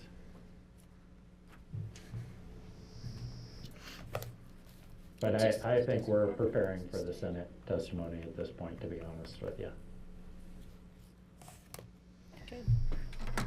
Do we have a list of who our allies are with other counties, municipalities who might sign on to that letter or on? I'm not over I totally appreciate if we place an ad in the paper, it will be jaded just by us looking at Pickens County. But if there's a coalition, it may get people's attention. Maybe they'll read it. And so I'd revise my suggestion that we try to do that, but we do it with a coalition of signatories. Which would be, I really think, like, we write an op-ed that we try to place locally and place statewide, and we use that as a central organizing statement to then start hitting up all of our local people of, like, did you see this? Do you read this? Do you, because it can say, like, we believe that our environmental supporters, our housing supporters, are not going to be aligned with this. And, like, we are the original environmentalists and housing supporters and YIMBYs, and we don't support this. And we think if you agree with these things, you shouldn't either. And then that's what gets spit out to, with a call to action of, there's been like, hey, you're on the board of this conservation group. Can you tell them to back off? Like, hey, you're on the, you have an interest in this, can you call your state advocate? Again, I think we have to be careful. I know, but we have to be careful with Pickens County coming out. I'm not. I'm just saying, like, we have the best affordable housing program in the state. Like, you know what I mean? Like, we have the credentials here. Because we can afford to. Because we can afford to. But we don't. We have to be careful, like Francie said, that this is not just about Pickens County and what we've done and hoity-toity, all our glory, that all the things we really, truly have accomplished. We want to, because then people are just going to say, it's Pickens County. Exactly. That's why I suggested. We have to be careful in what we say by encouraging others to be as smart as we've been for how many years. Well, it's totally what they say about our affordable housing program. We can't afford to do that. And our growth management, but, yeah. And it's true. Yeah. They can't afford to do it. We have to be careful in how we say it, but we do need to say it. It has to be the developers that do it. That's a whole nother thing. Yeah. Let me see, I can build how many houses in the future? So, John, I'm thinking I might send a little note to Taggart and Catlin and Wilson and just say, we're working to contact the legislators that represent the commissioners at CCI who voted against this. And, we're hoping you'll reach out, or, I don't know, something stupid like that. Something well worded and perfect. Yeah. Okay. And I'll talk to Wilderness Workshop as well.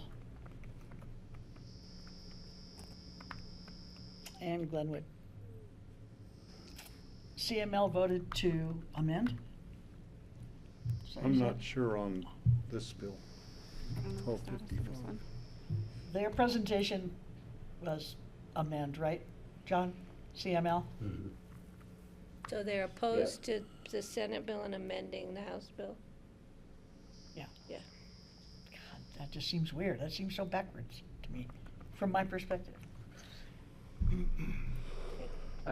I think this bill caught everyone a little bit in the rears, or, you know, that wasn't the right way to put that, I'm sorry. Might be the right. John, could you repeat that again? All right, we were due for a laugh. That's been John, recorded we are on camera. digitally for our history, John. This one caught everyone by surprise, I think, and so folks were scrambling to figure out their position and the right strategy on this. Come upstairs and slice you up. But yeah, I think, you know, we continue to try and seek amendments with the House. I think, given the responsiveness that we're hearing through Reagan and CCI, the bill sponsors now, prior to this going to a vote, you know, unless something changes in the next day or two, this is really going to be about trying to seek these amendments through the Senate. See if we can get some changes there. I'm sure Dylan Rogers is opposed. You don't happen to. Roberts is opposed. Don't happen to who voted against it, do you? Would you ask? I can No. talk to you about it when we're done with the meeting. Yeah, I I'll don't ask know. you. We could find out, I'm pretty sure. Would Yeah, you I ask Perry if he knows what position Dylan? I sorry, can call, what? I Would can you- call Dylan. Okay, you can do that? Let's find out where Dylan Roberts stands. I didn't understand a word you said. Let's find out where Dylan Roberts Oh. stands on this bill. You'll do that? Mm-hmm.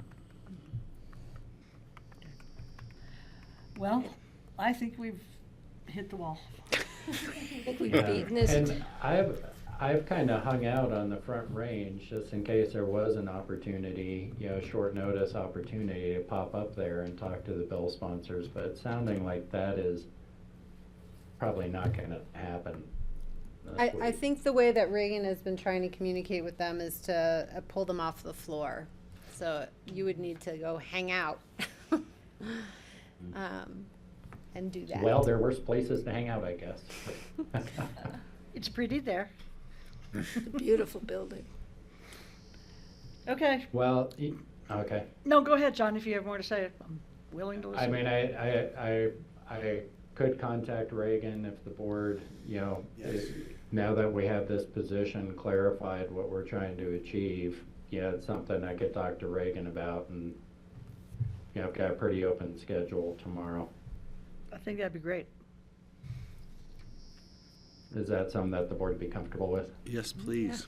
I mean, that's the most direct route, is to try to get to the sponsors. Give him an Or IQ Julie test. McCluskey or anyone else wandering around. Yeah.